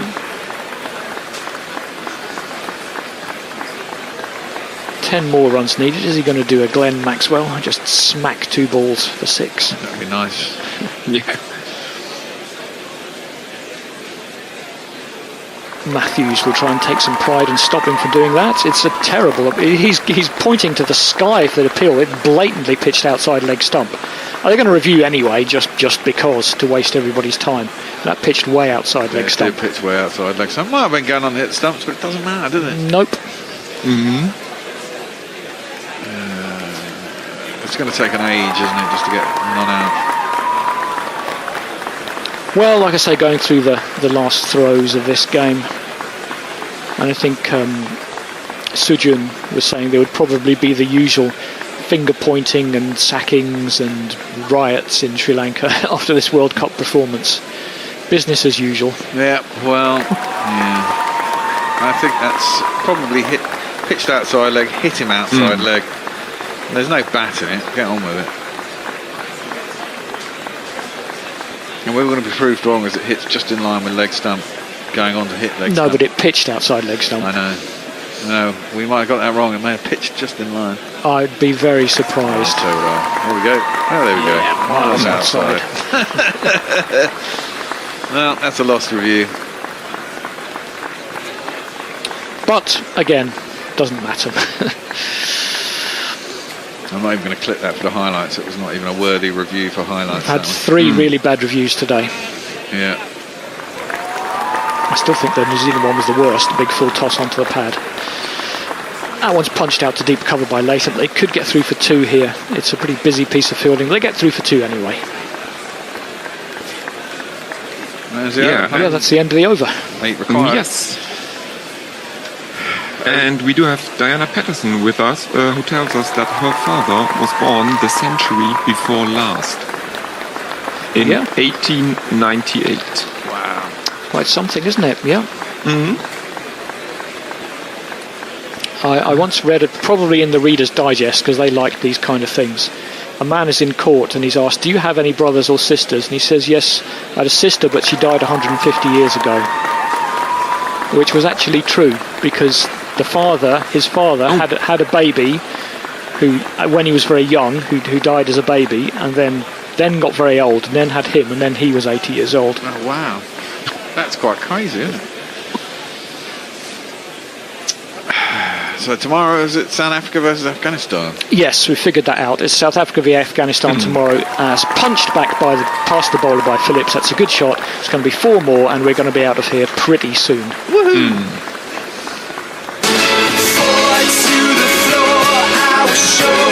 And then it's going to be a pointless double header on Saturday. It's Australia v Bangladesh and England v Pakistan. Well, they're battling out for places in the Champions Trophy. I'm not even going to bite on that rancid carrot that the ICC pathetically put in play halfway through the tournament because they were scared all the rest of the games weren't going to matter. Well, in fact, it is totally pointless, isn't it? Because if Sri Lanka lose this badly, Netherlands are below us. Yeah, I'm going to get through anyway. Phillips has had enough, batters that one for 4 as well, and that should bring the scores level. No, that was the target. That's the target. It's all over. Sorry, I buggered up your highlights. That's all right. It doesn't matter. New Zealand won. Yes. Let me start again. Bowler is in, and it's battered for 4 behind square by Glenn Phillips, and that will win the game for New Zealand. No one needs to know. They don't for the highlights. But you just said it, and I'll put that in. Yeah, New Zealand win by 5 wickets. An easy win in the end. Sri Lanka were fucking hopeless again. Yep. Well, yeah, what can you say? The math guys will get their calculators out and work out exactly how many runs Pakistan need to beat England by, but it's going to be a lot. And you know, exactly that. And if England bat first and get anything sane, they'll have to knock it off in a stupid amount of overs. Exactly. At virtually 30 and over, probably something stupid like that. So it's not going to happen. Wouldn't it have been better if all these 5 games had been played at once? Now that would have been interesting. That would have been mental. Yes. So here you go.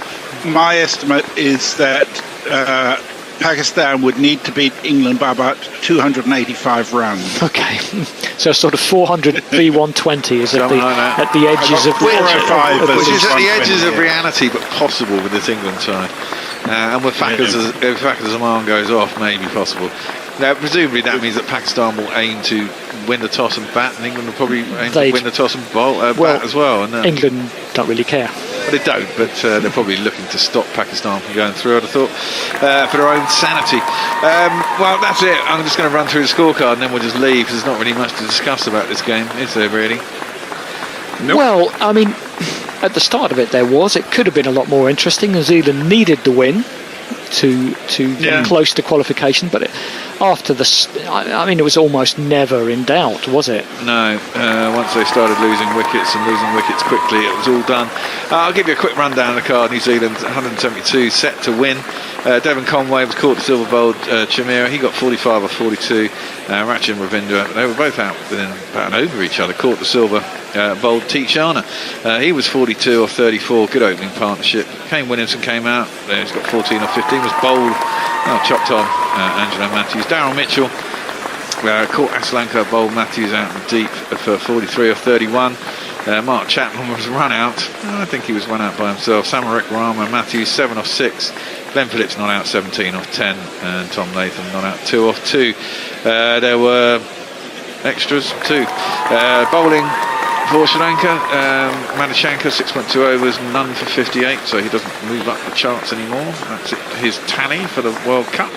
Mahesh Tikshana 7 overs, no maiden, 1 for 43. Dhananjaya de Silva 2 overs, no maiden, 0 for 22. Dismanta Chamera 4 overs, 1 maiden, 1 for 20, and Angelo Matthews 4 overs, no maiden, 2 for 29. Should have been in the tournament the whole way along, maybe. That's about it. Any last words, or do we just get out of here? Well, just say sorry to Leah that was too brief. No. And maybe we can talk about floor